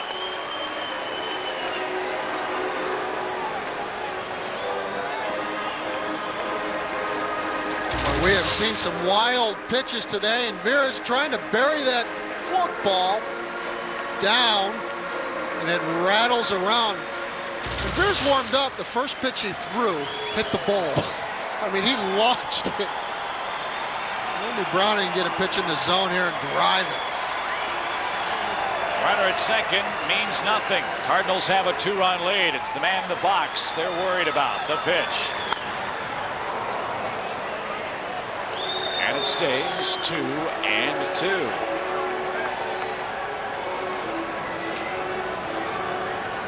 Kevin Tapani, Darryl Kyle tomorrow in the series finale.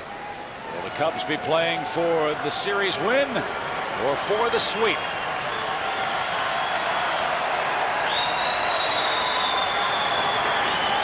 The 2-2 pitch.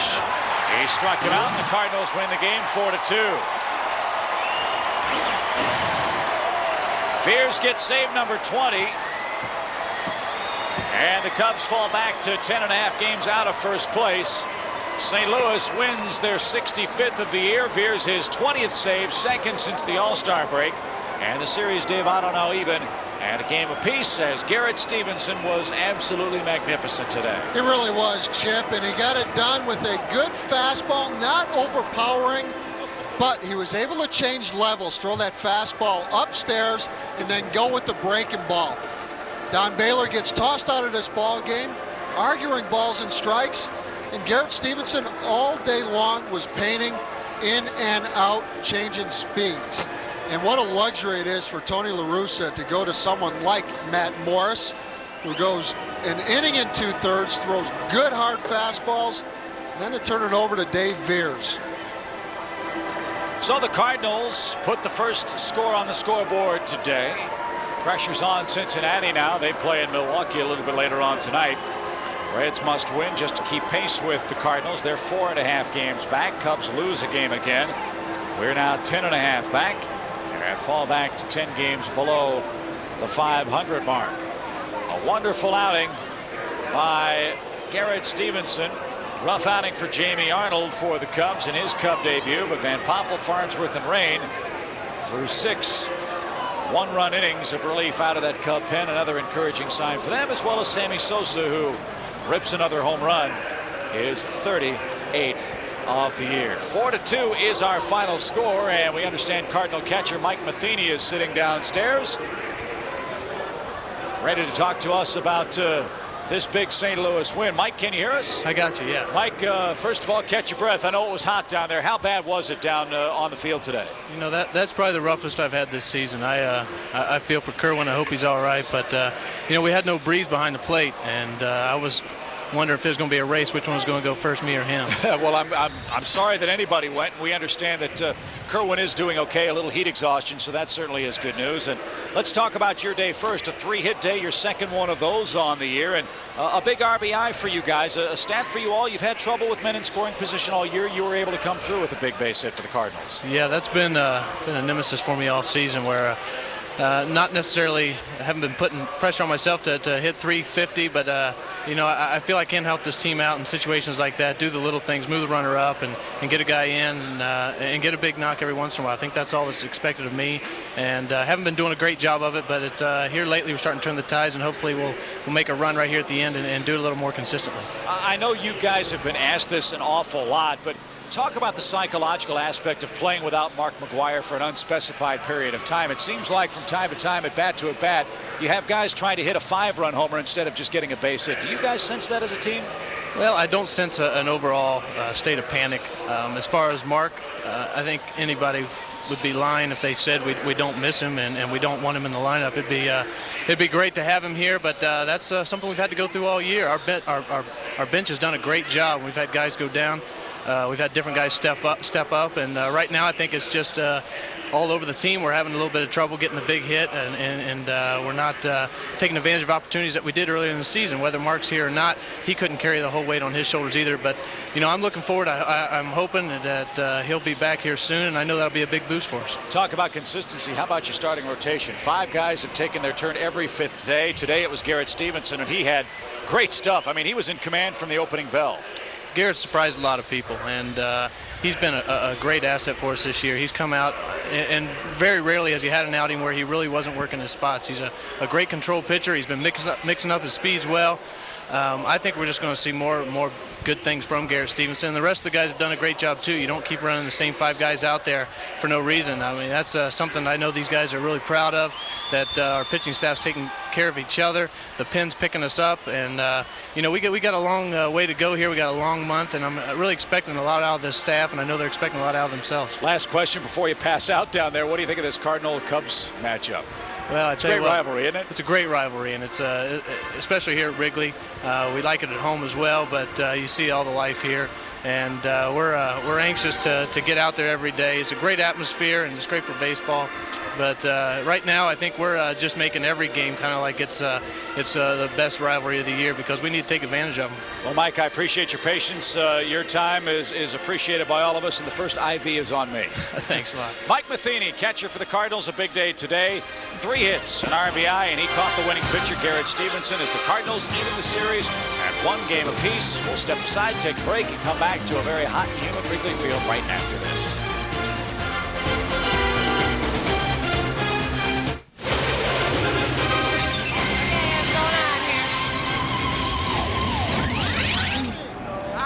All right, this series is all tied up at 1 game apiece now. The Cubs fall to the Cardinals today. 4-2 is your final, and Garrett Stevenson pitched extremely well for St. Louis, holding the Cubs to just the 2 runs. Jamie Arnold, making his Cubs debut on the mound, did not fare as well. However, the Cardinals did only get 4 runs, Dave, so it's not like they lit him up at all. No, and really, Garrett Stevenson was outstanding today, Gal. And being able to change speeds the way he did today, changing levels with all his pitches. He'd throw fastballs upstairs and then go with the curveball. And with the strike zone, you know, in and out, he was able to paint too. So just a great outing for Garrett Stevenson, who really started the year off well for the Cardinals, going 8-0 and has struggled as of late. But what a luxury for Tony La Russa and his ball club to have the same 5 starters all year long up to this point, and then to be able to go to somebody like Matt Morris in the 8th inning, going an inning and 2/3. Yeah, they did well. Let's take a look back at the highlights now, see how this one unfolded. We start in the 1st inning, and there he is, Jamie Arnold, in some trouble early. Jim Edmonds with the single to left. Rondell White can't make the play. And later in that inning, bases loaded, Arnold hits Fernando Tatis, and the run will score. And Sammy Sosa got all over an early Garrett Stevenson pitch, drove it out to left field to put the Cubs on the board, but Jamie Arnold really struggled with his control, hitting 2 batters, then running into trouble here. Matheny, 3 knocks on the day, driving in Tatis to give the Cards the early 3-1 lead. There he gets Vina on a strikeout, and an argument ensued, and at that point, Kerwin Danley, still in the ball game, tosses Vina. And here, Mark Gray singles to center, scoring Ricky Gutierrez. The Cubs did cut the lead 3-2. And Kerwin Danley leaves the ballgame. Boy, it was some kind of hot. Thankfully, he is okay. But the story today, again, was Garrett Stevenson and the Cardinal defense. Here, Tatis robs Rondell White. Rondell White got robbed twice in this ballgame. Renteria jumps all over Kyle Farnsworth on in relief of Todd Van Poppel in the 7th inning. And then Dave Veers closes it out for his 20th save of the year. And there is your final score, 4-2. Stevenson, of course, gets the win. Losing pitcher is Jamie Arnold. And David, looked like in the beginning, perhaps he didn't have a lot of control and wasn't quite sure of himself and his pitches. Well, I think, you know, he's got big league experience, so I don't know if that was so much the problem today, but you're right, as far as command, he did not have good command, and really started the ball game off throwing some fastballs and missing away or in on lefties, and then on an 0-2 pitch here to Tatis, he dots him. And then Jim Edmonds, he gets him also, so struggling with his control and didn't have his good breaking ball. Here he hangs one to Matheny, and he gets the knock. So overall, did not have good command of his off-speed stuff. And on the flip side, Stevenson had great command of all of his pitches. Yeah, and Arnold, just 3 innings he lasted. I did get a little nervous there with that sequence of hitting batters. I thought, oh boy, someone's going to charge the mound. They didn't. Well, you know, I mean, that was interesting because Jeff Reed in that 9th inning, Matt Morris did buzz Jeff Reed. And that's not to say that that was a retaliation, but at the same time, as manager, Tony La Russa, certainly Jamie Arnold is not trying to hit Fernando Tatis in the 1st inning with the bases loaded. That was unintentional. So overall, none of those were intentional. However, Matt Morris did buzz Jeff Reed, but again, I think that was also unintentional. And Garrett Stevenson, it looked like he might have some early trouble too with the Cubs scoring, but then he got on fire. Boy, you know, I mean, that's the whole adage.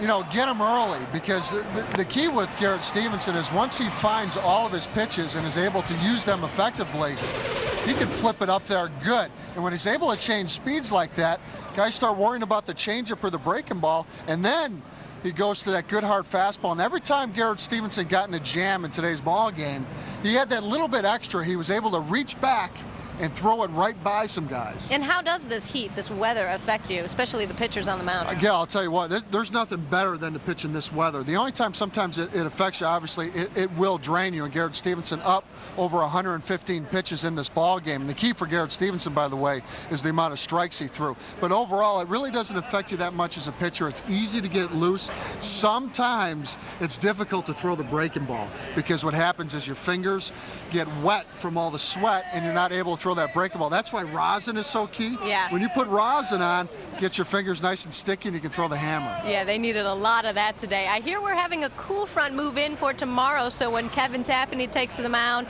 could be a little cooler, though we're still in August, so it'll probably be up around 80 degrees anyway, and he's going to face Darryl Kyle, so that is the matchup on the mound tomorrow. And Dave, we've got a lot of confidence when Kevin Tapani takes the mound. Well, Kevin Tapani coming off another great outing, and he's got some easy cheese, and he's done it all year long. The Cubs are going to have their hands full also with Darryl Kyle. And I had a chance to talk to Tap yesterday. Now, remember his last start on Friday, he hurt his knee a little bit, but when I talked to him, he said he's feeling great. A lot better. It took a couple days to calm down, but it was able to run and do everything I needed to do. It's run the side today, so it should be. They gave me the green light, said they'd throw me back out there. So you feel good to make the start on Wednesday? Yeah, I'll be fine. Okay. Do you feel any extra pressure at all, knowing that you and John Lieber are the 2 veterans of this pitching squad, and that I think think people, when you guys go on the mound, this has to be a must-win for the Cubs? No, I think we've probably both been around long enough to realize that I can't do any more than what if I'm the same person, and you know, just because of this or that, or you feel like you must win, I'm not going to throw any harder, or my stuff's not going to get any better. I just try to take the same approach and go out and play the game, and you know, each day see what happens. You don't feel any extra weight on your shoulders as far as being the leader of this pitching squad? No, I just go out and try and take care of my business and do my job, and hopefully that's enough to, you know, give the ball club what it needs to win that day. Well, Kerry Woods said that he can tell every time you get on the mound or John Lieber gets on the mound that the guys have a lot of confidence in you. Are you starting to see that at all with maybe Daniel Garibay or Ruben Quevedo, some of the other guys? Are you starting to see the confidence in them now? Well, you always get that when you get a young guy to come up, you don't really know what to expect. You know, we've been around them, we see that they're able to throw the ball well, but how you react starting or under a game situation, you don't really see, but they put solid starts together where guys, you know, maybe like in Daniel Garibay start the first game, you saw comments in the paper on how, well, he did a lot better than we expected, or we didn't really know what we were going to get, and he should have won the game. That's a good thing, because the next time you go out there and you do it again, you keep building that sort of thing, and it's the same approach I think that any pitcher gets. You have to get the 8 guys that are playing behind you to think we got a good chance of winning that day. That's the biggest part of your battle, and what you need to do is make sure all your teammates have confidence in you. All right, so it will be Kevin Tapani and Darryl Kyle taken to the mound tomorrow for the 3rd and final game of the series. As for today, though, the Cardinals come out on top 4-2, and we are all even up at 1 game apiece. And when we come back, we will take a look back at Sammy Sosa's home run number 38. Stay with us.